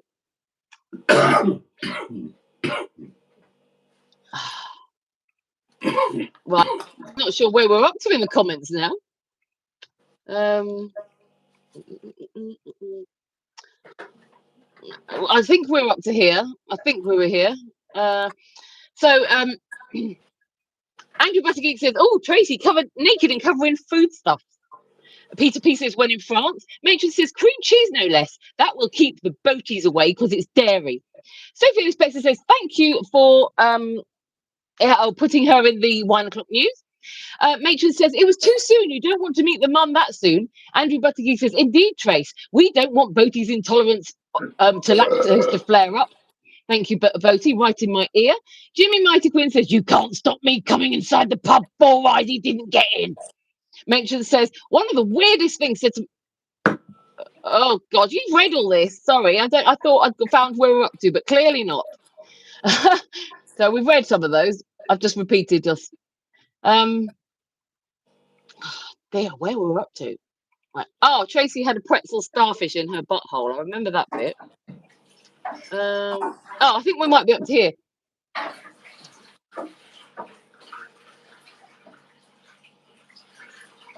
Right, okay, we'll still go from here. Matron says, call me a wonka inspired by Mustard's beefing. And then she's laughing. Andrew Butterkey says, Neil, yes, the printer got the scale wrong. Alan Simpson says, all men are either wonkers or liars. Then there's lots of laughing faces at the wonka call-ins. Matron says, we all sound insane and this is so funny. And she says, the hitman called in. Simone says, clip this, please. Matron says, she will clip it. Peter P says, this is Boaty gold. Matron says, anyone else? Project Nigel says, what's all this about? Matron says, phone in and call him a wonker and hang up. And then Neil says, Paul, just call in. Call him what you usually say to him. Peter P says, I hear a wonker now, father. I hear a wonker now, father. And Matron says, I nearly broke my neck laughing so hard at that. This is the feature Jimmy's been waiting for years. Andrew Buttigieg has so many laughing faces. Peter P says, three big titties singing it. Matron says, Boaty's going to show Emma's melons off to Wales. She says, pop them out on the beach. Peter P says, find a lighthouse and draw melons on it again. Steve Cook says, Mustard's alive. Matron says, you don't know what he's capable of, says Mustard clearly Mustard clearly has inside experience. Andrew Buttigieg says, Boaty will be overwhelmed with Emma's melons. Alan Simpson says, what happens in the caravan stays in the caravan, Captain Mustard. Peter P says, this feature needs a jingle and it's going to get one, believe me. Matron says, stuck in caravan, lol. Steve Cole says, the caravan one was me, lol. And Matron says, just a whole show of this. Andrew Buttigieg says, look like a poor man's version of Wurzel Gummidge. Well, True Crime says, good evening, folks. He's joined at a fantastic moment there by the look of it. Matron's reminded everyone of the phone number. And Waller True Crime says, evening, Matron, and hope you're well. Boaty's got his pan out there by the look of it. Started to cook his dinner. Matron says, I am, thank you, hope you're doing good. And then the people are guessing about the Chinese menu. Peter P says, F off, Jimmy. Matron says, was the background TV caller John Stoodley? He'd know how funny we'd find that. Although I think it was Jimmy 0500 because sounded Irish. And then people are guessing the meal. And Andrew Buttigieg said he tried to call, no luck on his end. Ross is here. Hi, Ross. Andrew Buttigieg says he can't get through. Matron says, yes, Mustard, you missed a northern bloke phoning in to warn Emma about Boaty. Everyone's warning me about you tonight, Boaty. I'm a little bit concerned. Maybe I shouldn't come. Right, so... Don't worry, you won't. Well, I will if I bring my toys with me. There's nothing wrong with a little bit of DIY. So there's a few features we need to get through. Can I do them? Is that okay, Boaty? Do you mind? Yeah, go for it. I tell you what, let's do Squeak of the Week. Oh, okay. If you want to get the jingle, Matron, do you want to post the Squeak, please, for us to put out there? I like it. She's run it past me. It's a good one this week. Are you there, Matron? If not, I'll forward it because she sent it to me. Oh yeah, it's the Squeak of the Week.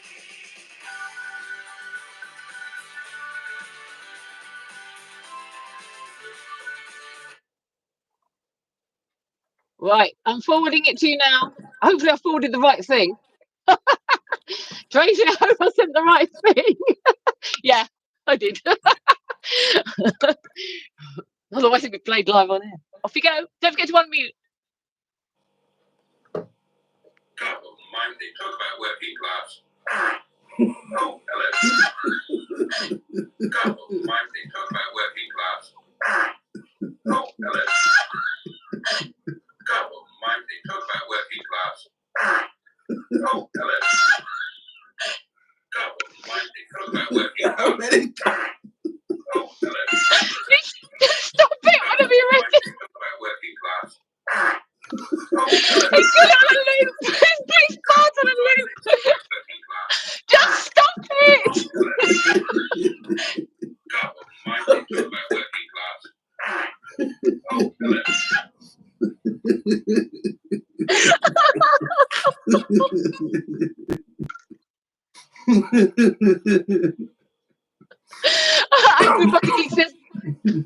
Andrew Buttergeek says a poop loop. Right. Right, Boaty, would you please line up to the John Studley Award jingle? Hang on, so have I won? Have I won Squeak of the Week? Oh yes, well done, Boaty. You have won Squeak of the Week. Congratulations. Thank you so much. Right, what am I doing there? Yeah, John Studley Award, please. Right. We've got loads to get through. I can't believe it.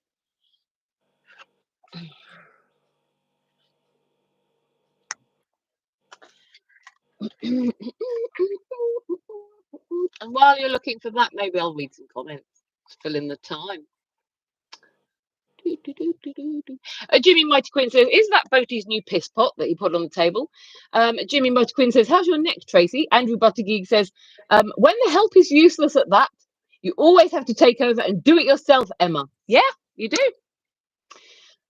Peter P says, is that Emma's new ringtone? Project Nigel said it should be a ringtone. That would be quite funny. And Jimmy Mighty Quinn says that Tracy was funny. Thank you, Neil, for the number. Now can anybody guess the dish?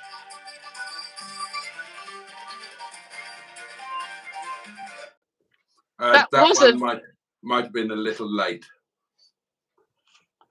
but I found it. So, and I didn't play it before. So, right. What am I looking for? We're looking for the John Studley Award, please. It should be quite high up because it's one of the original ones.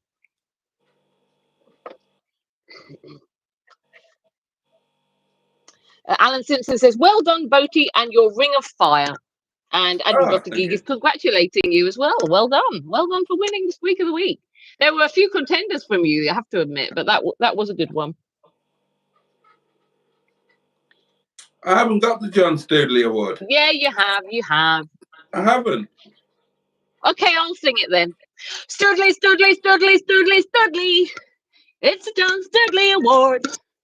Studley, Studley, Studley, Studley. Right, I've sung it. Don't worry. And the John Studley Award, the winner this week, goes to... I found it. Studley, Studley, Studley, Studley, Studley, Studley. It's the John Studley Award. Studley, Studley, Studley, Studley. And may I give a massive congratulations to Alan Simpson, who gave this entry. His comment is, that takes one heck of a butt control. And he sent in this sign, which says, it says on it, wind can shut chair. So that was the winner this week. Alan Simpson, a tube of anusol will be winging its way to you shortly. And if Boaty could please line up the Scampi Fries jingle, I would be most appreciative of it. Oh, hello. Talk about working class. Oh, hello. Sorry, wrong one. What did you want now? The Scampi Fries jingle, please. Fucking hell. No swearing.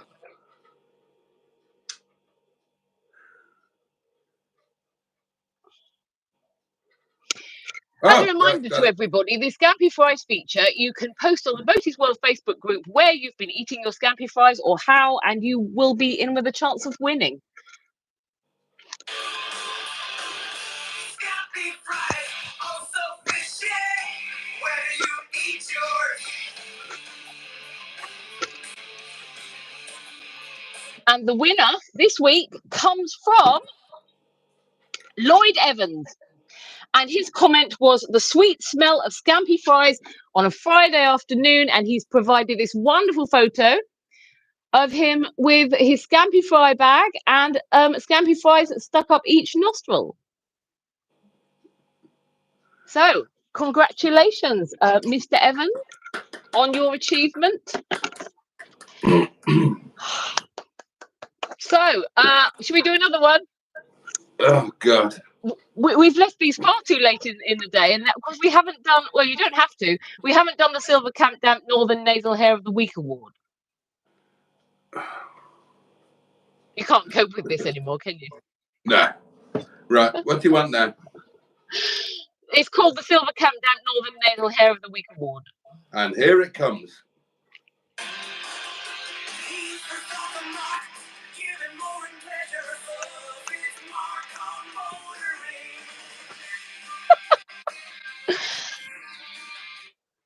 No, that was Mark on Motoring. Close enough. Okay, so Boaty, yes, who has won the Silver Camp Damp Northern Nasal Hair of the Week award this week? I've got no idea. Right, okay. Several weeks ago, when we first did this, you came up with a feature. Captain Mustard. Well done. Every week you say you've got no idea who's won. It's your feature. So, yeah, you've just given it away. But yes, Captain Mustard, well done. Congratulations, matey. You have won the Silver Camp Damp Northern Nasal Hair of the Week award this week.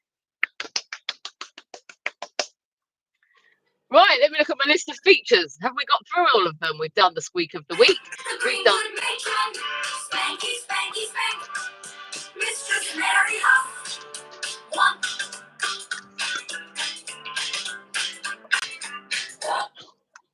And of course, that was for Matron, who we haven't actually introduced this week, but she has been here all night in the chat, ready to dish out should anybody step out of line. Sunlight in the world. The Leisure Peninsula.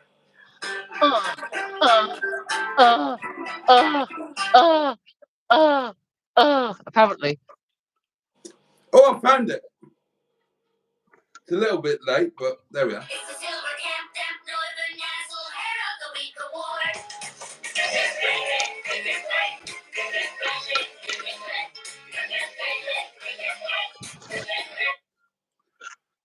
Do you know what I haven't done tonight?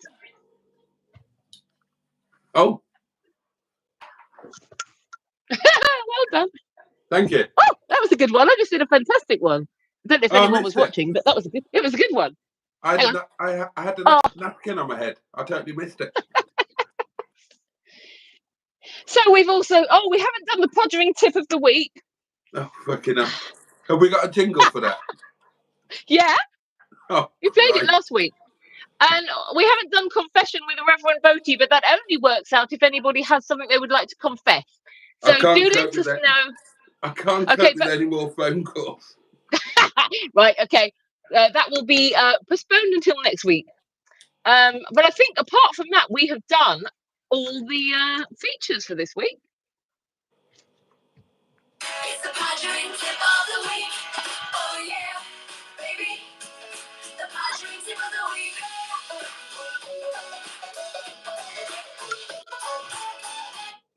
Well, over to you, M11. What is your Puding tip of the week? It's a little bit spoiled because I did touch upon it on Thursday night.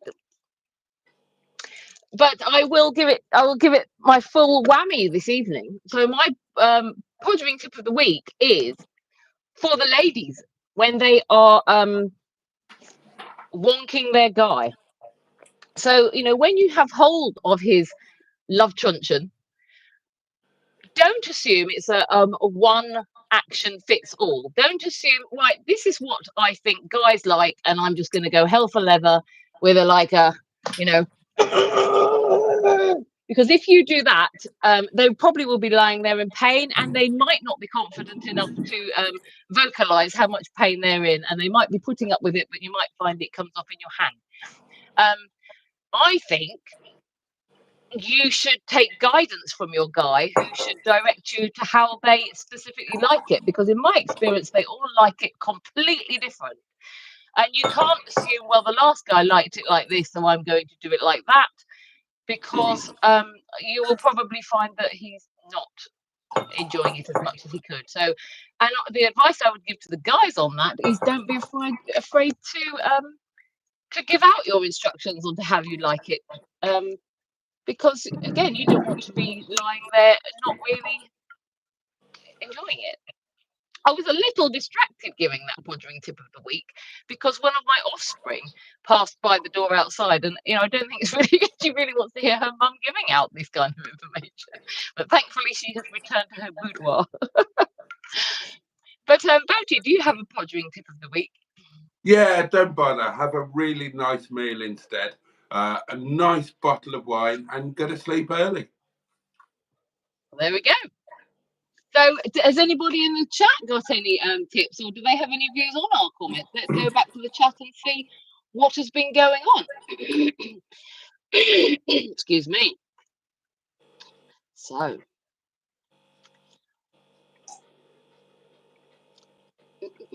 Simone has gone. She says, "Night, everyone. My head hurts. Sorry, Simone, that your head hurts." But loads of people have said good night to her. Excuse me. Just trying to work out where we're up to. Boaty looks like it sounds like he's ready to go to bed. I'm knackered. I've done hard work today. I've done hard physical graft. About time too. Yeah, and the car looks fantastic. Oh, I should just say, huge thanks to Captain Mustard for today. Sorry about your injury, and thank you very much. It's lovely to have Sheaton back fully working on the road with all new brakes, but even lovelier with that amazing roof spoiler and all of the added downforce. And thank you for a lovely day with a load of laughs. And I missed you last week, and I'm going to miss you next week. Oh, I'm sorry, I'm stopping you seeing Mustard next week. I tell you what, why don't I go to Wales and you just go and see Mustard? No, why don't you go and work at the yard, and Mustard can come to Wales with me? Well, that's kind of pointless me coming up to visit then, isn't it? I could just stay at home. Are you looking forward to next week? Of course. Yeah. Of course. It's going to be epic. Oh, it's going to be interesting, yeah, because I haven't, like I said before, I haven't been away and done anything like that for quite a long time. So even just taking a break away from my normal life would be fantastic. But we've got so many things planned. Where are we going to? Where are we going? Yeah. Llandudno. Very good pronunciation. Well done. When I was a child, we went to Llangollen. Is that how you pronounce that? Or Llangollen? No, it's Llangollen. I can't say it. Llangollen, yeah. That's where we went as a child. It's not Clut. It's Llangollen. It's the middle bit I can't say. You're getting the first bit wrong. Yeah, it's clang. Yeah, that's okay. But don't make it into a C. Don't make it clat. Well, I didn't think I was, so sorry about that. But it might be the way it sounds on here. Llangollen. Yeah, well, we went there when I was a child, and I don't remember much about it, apart from there was a chain bridge that my parents were terrified of. But also the other thing I remember about it, the main memory of the holiday is I remember there was this big hill that I really wanted to explore to find out what was over. And my parents said, yeah, we're going to be going on loads of walks, don't worry. And we did go on loads of walks, but we never took a walk over that hill. So I never got to find out what was over that hill. So yeah, that's my memory of that. But yes, I'm looking forward to coming away, and goodness knows, I think that probably it'll just be constant filming. If I'm not filming for myself, I'll be filming for you. So you just instruct me, and I'll do whatever you tell me to do. And that is a brave lady. Yeah, I should have heeded Mustard's warning, shouldn't I? Yeah. Jimmy Mighty Quinn says to me, well done tonight, Emma. I'm not sure what I did, but I did it well. And Jimmy appreciated it. So thanks, Jimmy. It's always nice to be appreciated, whatever I did. Alan Simpson is honoured to have won the John Stoodley Award. I think he won the John Stoodley Award, didn't he? Is that him? Yes. And we also went with one of his topics. So he's been busy boy tonight. Thank you for all your input tonight, Alan. Peter P says DJ Boaty. Jimmy Mighty Quinn says, why don't you number your jingles, Boaty? Andrew Buttigieg is congratulating the winners of the awards. Matron said, good idea, Jimmy. I will remind Emma tomorrow. Pardon me if you heard that. That was a burp, but I didn't mean it to be loud if it was. Project Nigel says, have you got any podgering lube, Boaty, or did we use it all up today? That's why there's none in the emergency kit. I bet there was some earlier today and it's all been used up. That's why. Right, it's all coming out now. That's what he said. Matron says Wonk gets her every time. Peter P says just put it on shuffle, Boaty. Barry Squatter says for God's sake. The Ken Judgy says how old is Emma? I have said it before, but if anybody would like to have a guess at how old I am, I would love to find out. Although it does risk people putting me at an age older than I am, but I would be interested to find out. Peter P said, if it comes off of your hat, if it comes off in your hand, you're doing something very wrong. Jimmy Mighty Quinn says, effing hell, it's Jodie West? Jodie West? Don't know who Jodie West is, sorry. The Ken Joji says, it's hot where I am, and I am white pale type, and I can't stand this weather, even when the sun goes down. World of Truth for Crime has gone to bed and says good night. Peter P says, a yard day is a hard day. And Jimmy Mighty Quinn says, Emma, you are the star. And Boaty is a wonker. The Ken Joji says, you are above 40, not much above, but above. Jimmy Mighty Quinn says 48. Jimmy F500 says, podgering tip, gents and ladies learn how to find the P spot. I know where the P spot is. Oh, Peter P thinks I might be 29. He's lovely. I like him. He always, as well, Peter P, I think it's him. Every time he enters the chat at the beginning and says hello, he always puts me first. He's a good boy, is Peter P. I like him. So the Ken Joji wants to know what the truth is. Well, Jimmy Whitey Quinn does know how old I am, so he did put it there. I am indeed 48. 48 years young. Just a spring chicken. Still plenty of life left in me yet. And how is your channel called? I have a channel called Emma Lemon, but guys and car types might prefer my channel, which is called Disinterested Car Girl. And actually, now that it's been mentioned, I will do my little bit of self-promotion because I'm up to 48 subscribers and it would be fantastic to get to 50. So if I wanted to, I could do a live stream, particularly when I go away next week. In case the mood takes me to do a live stream, I would really like the ability to do that on the Disinterested Car Girl channel. So if anybody would like to go and subscribe, it would be so lovely. So yes. And Matron says to me, all right then, mother, stop praising yourself. Sorry, Matron. I'm in trouble with Matron now, Boaty. The Ken Joji says, I'll see that car girl with lack of interest. Oh, thank you. I'd love it if you went and took a look. And Jimmy Mighty Quinn says, Peter P, go to Specsavers. And he's laughing. Oh, he was being nice to me. I like it when people are nice to me. It doesn't happen often. The Ken Joji says, so 48, yeah? Well, your head is too small, even on my monitor. I actually do have quite a small head. I'm quite a petite person, actually, although I'm an overweight petite person. And I think if I hadn't had an addiction to chocolate, I potentially would be really tiny. I've got really small, feet, hands. My hands, you wouldn't believe how small my hands are. You can't see on it. I don't know if you can tell on there. In our family, we have really small hands. My hands, I don't know what to compare it to. Really small, though, but compared to this tablet. I'll compare my hand to Boaty's next week. Have you got big hands, Boaty? Huge, enormous. Yeah. Next week, we'll put our hands next to each other and you'll be able to see the difference. Well, we need to be in the same room, really, for people to work it out. I've got very small hands. But yeah, I have a small head as well. I find that quite amusing sometimes. If I'm in a group photograph and it's like, oh, this is my little head. That is my podgering. That's my podgering tip to the ladies. Ladies, have small hands. It makes his widge look bigger.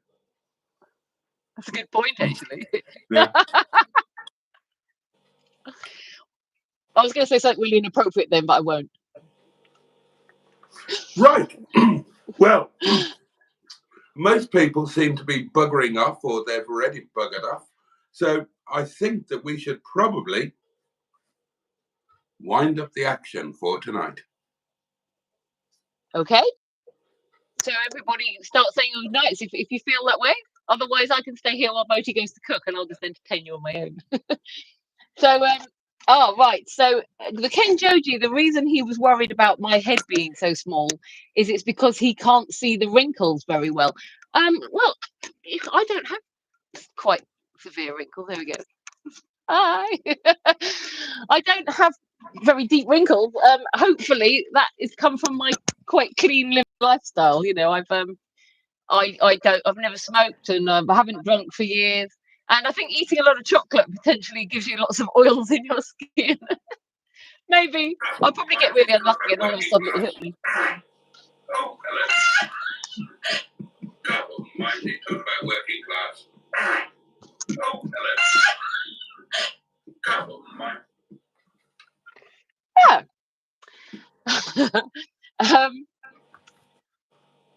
Steve Cole says Boaty's hair looks like, what's that? Alan Prost. Oh, thank you. I'll take that. Alain Prost, known as the Professor, a French racing driver, a very, very good one. So, And he had good hair too. I'm taking that. He had amazing hair. You've got amazing hair. I really genuinely mean that. I don't just say that like I'm not being sarcastic, definitely. I genuinely think you've got amazing hair, and I don't like it when people keep telling you to cut it. And I think you'll find it's the guys. Have you noticed it's only the guys who want your hair cut? The ladies, whenever I say your hair is fantastic, the ladies say, I agree, I agree, I agree. So I think the guys are probably trying to, make you remove it because they're jealous of your amazing hair. That's what I reckon. Matron's linking my channel. The Ken Joji says, you don't seem fat while sitting. I don't know if you talk to me or Boaty. Thank you, maybe, unless you're saying that when I stood up, suddenly you realised how fat I was.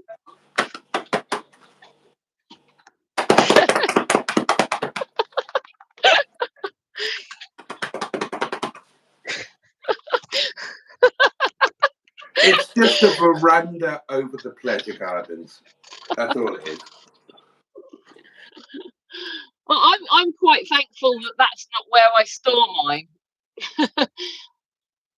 I store mine in my chest and my buttocks, unfortunately. Although that's not so bad, to be honest. Matron says she can confirm she's got really small hands as well. Are we doing buttocks now? I didn't realise we were on the buttock. Well, there's a photo on my wall of mine, but a picture there rather. But blinded by this one. Oh, we lost connection for a second there. You might be blinded by this, but there's mine.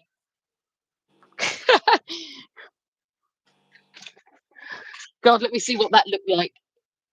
Oh, it's hideous. I hate how big my bottom is.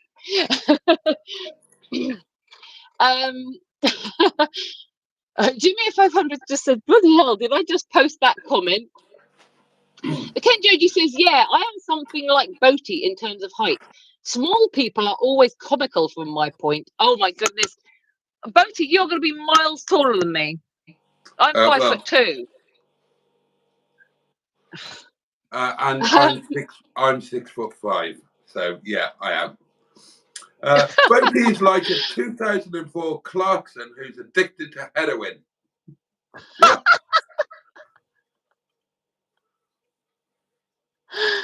Jimmy Mighty Queen says it's good job Boaty's got a small cock-a-doodle-doo. Hang on, my chat's gone funny. The Ken Joji says it's decent for a woman of 48. Well, thank you very much, Ken Joji. And most of the women are worse, he or she says. Matron says, our dad had young DNA. None of us have deep wrinkles. Project Nigel says, do I like frog lovers? Yes, please. Hit the like button if you're enjoying it. Or even if you're not, hit it. Ken Joji says, Alan Prost had beautiful nose as well. He was a beautiful man. And a beautiful driver. Oh, what a driver. Matron is thanking Project Mustard because she hadn't yet hit the like button. I can't believe it, Matron. Sorry, you're failing us a bit there. But at least you did it now. That's the main thing. Jimmy 500 says, when are you two meeting up? Monday? Well, I'm arriving in Boaty's area. Steady on. At about I shall be arriving with Boaty at I think I can't remember the exact time, but it's between 3 and 3:30, I think, on Sunday. And then I'm there for that evening. So I'm going to the restaurant, and then we will do a live together. And then the next day we're going to Llandudno. Good. And we will spend all day there. And then we shall travel back in time for Monday Night Live. I heard that Boaty didn't get away with that one. And then on the Tuesday, I believe we're going to attempt a Land Rover lunch, and then I will be leaving him at around, I can't remember the exact time again, but 4 o'clock-ish in the afternoon. So that answers that one. The Ken Joji says, Boaty isn't... Oh, you said that. We've read that comment. Can you wait till I shut up before you fart? Because then Tracy can clip them. Because that was a right one. That was a good one, that one. Project Nigel says he's jealous of your hair. The Ken Joji says your tits are too big, not easy to live with, less terrible to watch than to live with. Well, I don't know if they're too big. I think I was given a piece of advice by our beloved matron, and she said to me that if I do live streams, I should wear low cut tops. In my daily life, I don't show that much, but she advised me I should. So if people don't like it, I can always start wearing polo necks, and you won't get to see them. So they're not horrendously big. Hang on, we need to prove this now. They're not horrendously big. I really don't think, right, that they're horrendously big. I think that, like, there's a lot of people, like Boaty's not looking because he's terrified of them, but I don't think that they're horrendously big. I think they're copable. Jimmy Whitey Quinn says, I couldn't give an F about Boaty's hair. A little bit of jealousy going on there. Project Nigel says, I have the urge to ask if you like slugs. Steve Cork says, we're going to get banned for another 3 months. Jimmy F500 wants to know what Boaty was doing off screen. Peter P says, let's go out with a bang. And Peter P says, that was a moist one. Steve Cork says, Emma, don't kill him. I'll try not to. Ken Joji says, okay, Emma, not the biggest ever, but still. Jimmy Mighty Quinn says, I think Boaty has pooed himself. And Peter P says, Ted is looking worried. And the Ken Joji says, it's better to be more covered than less. So maybe next week, when I'm sitting there in Boaty's doing the joint live together, I will make sure I'm fully covered up. Like that. In my daily life, they are covered up. You can wear my dressing gown. Oh, right. I'll wear his dressing gown, and if anyone doesn't like it, you can blame the Ken Joji. Jimmy A500 says, flipping it, a full break for you, Emma. Yeah, it's going to be really great. I'm really looking forward to it. It's going to be strange, you know, like I said on the chat a few nights ago, 8 weeks ago, I didn't know any of you existed. I wasn't watching any live streams. I knew nothing, and like it's quite bizarre. I find it weird that in a very short space of time I started co-hosting this thing, and then quite a short space of time, like I said in the chat box, I'm going to Wales with an insane priest. So you know it's a bit surreal actually. I hope that I can trust you, Boaty. You won't take advantage of me or anything. I think you're safe. Jimmy Mighty Quinn says that I'm like Barbara Windsor. The Ken Joji says, if you make an effort, Emma, you will be a lady someday. Well, thank you.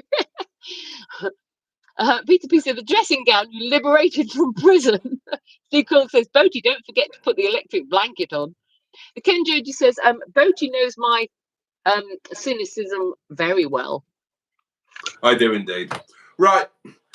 I want curry, the rest of my wine, and sleepies. But Okay. tonight has been so much fun. It's been so much fun. And but so yeah, say your good night, everybody. It is that time of night. I'm absolutely knackered. I'm hanging out of my bottom, as they say. But hey, don't forget that Emma now appears on Thursday nights as well as Mondays. Oh yes, twice a week. And next week you're going to be overrun with the M11 and the M11s, because Thursday, well, you've had tonight. There'll be Thursday, there'll be Sunday, and there will be Monday. And in between, you're just stuck with me. I love Mr. Stephen Parry now from Port Sunlight in the Wirral, the Leisure Peninsula. Oh, sorry, yes. Because he says that he thinks I have got the perfect tit size. What a nice man. And he also says good night. Jimmy 500 says that I might need counselling after my trip to the cottage. Andrew Buttigieg says, sorry, I've missed the last 10 minutes. Had a phone call from the hospital from mum's social worker about putting her in care. Oh, much love, Andrew. Much love. Yeah, I hope that's going okay, Andrew. Yeah, as well as it can do. Matron says, thank you all for being here. See you tomorrow at either Mustard's or Boaty's or both live stream. Yeah, Matron is also saying, hope it's going okay, Andrew, and so do I. So we're thinking of you. And I would like Andrew. I would like to also thank you all for being with us tonight, and thank you for all of the comments. Thank you for the many phone calls calling me a wanker or a prick or anything else. I've really enjoyed tonight. It's been great fun. It's been the perfect end to a lovely day. And of course, thank you to the M11 for so perfectly co-hosting this interesting and slightly traumatic experience. Oh, you're very welcome. We'll try not to make it quite so traumatic for you next Monday. It's good. It keeps my ego in check. I like it when people call in and verbally abuse me. It's good for your ego. Yeah, it keeps the balance. The old id and ego keeps that balance. Because you know me, I am a raving narcissist, of course. So, here we go. God. Oh God. Good morning. Can you hurry up and fuck off?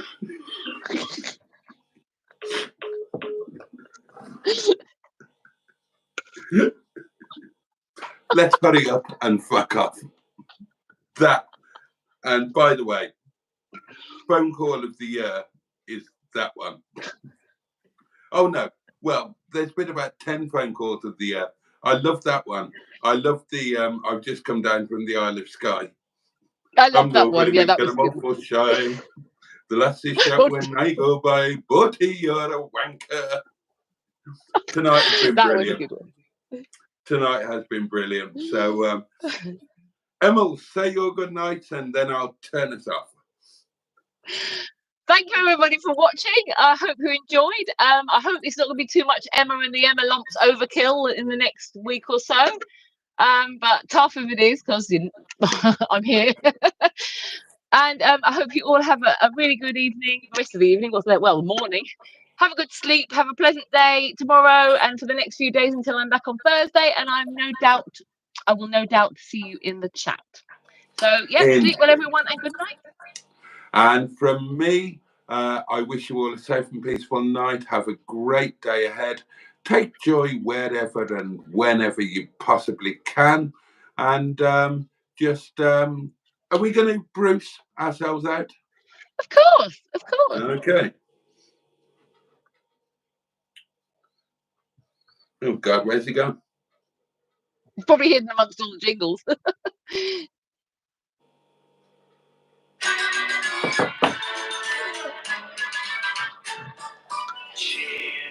Cheer up. Everybody loves a happy face. Wear it, share it. It will brighten up the darkest place. Twinkle, sparkle, let a little sunshine in. You'll be on the right side, looking at the bright side. Up with your chinny chin chin. Chin up, chin up. Put a little laughter in your eyes. Brave it, save it, even if you're feeling otherwise. Rise up, wise up. Let a little smile begin. You'll be happy-hearted once you get it started. Up with your chinny chin chin. Now come on, everybody, chins up. I said chins there. Yes, yeah, I can see you've got a problem. Yes, I know, love. Yes, double trouble. Yes. Oh, I wasn't being sarcastic. How can I be sarcastic with the chin I've got? Look at it, 2.5 weight skin and bone. I'm not the president of the Pelican Club for nothing, you know.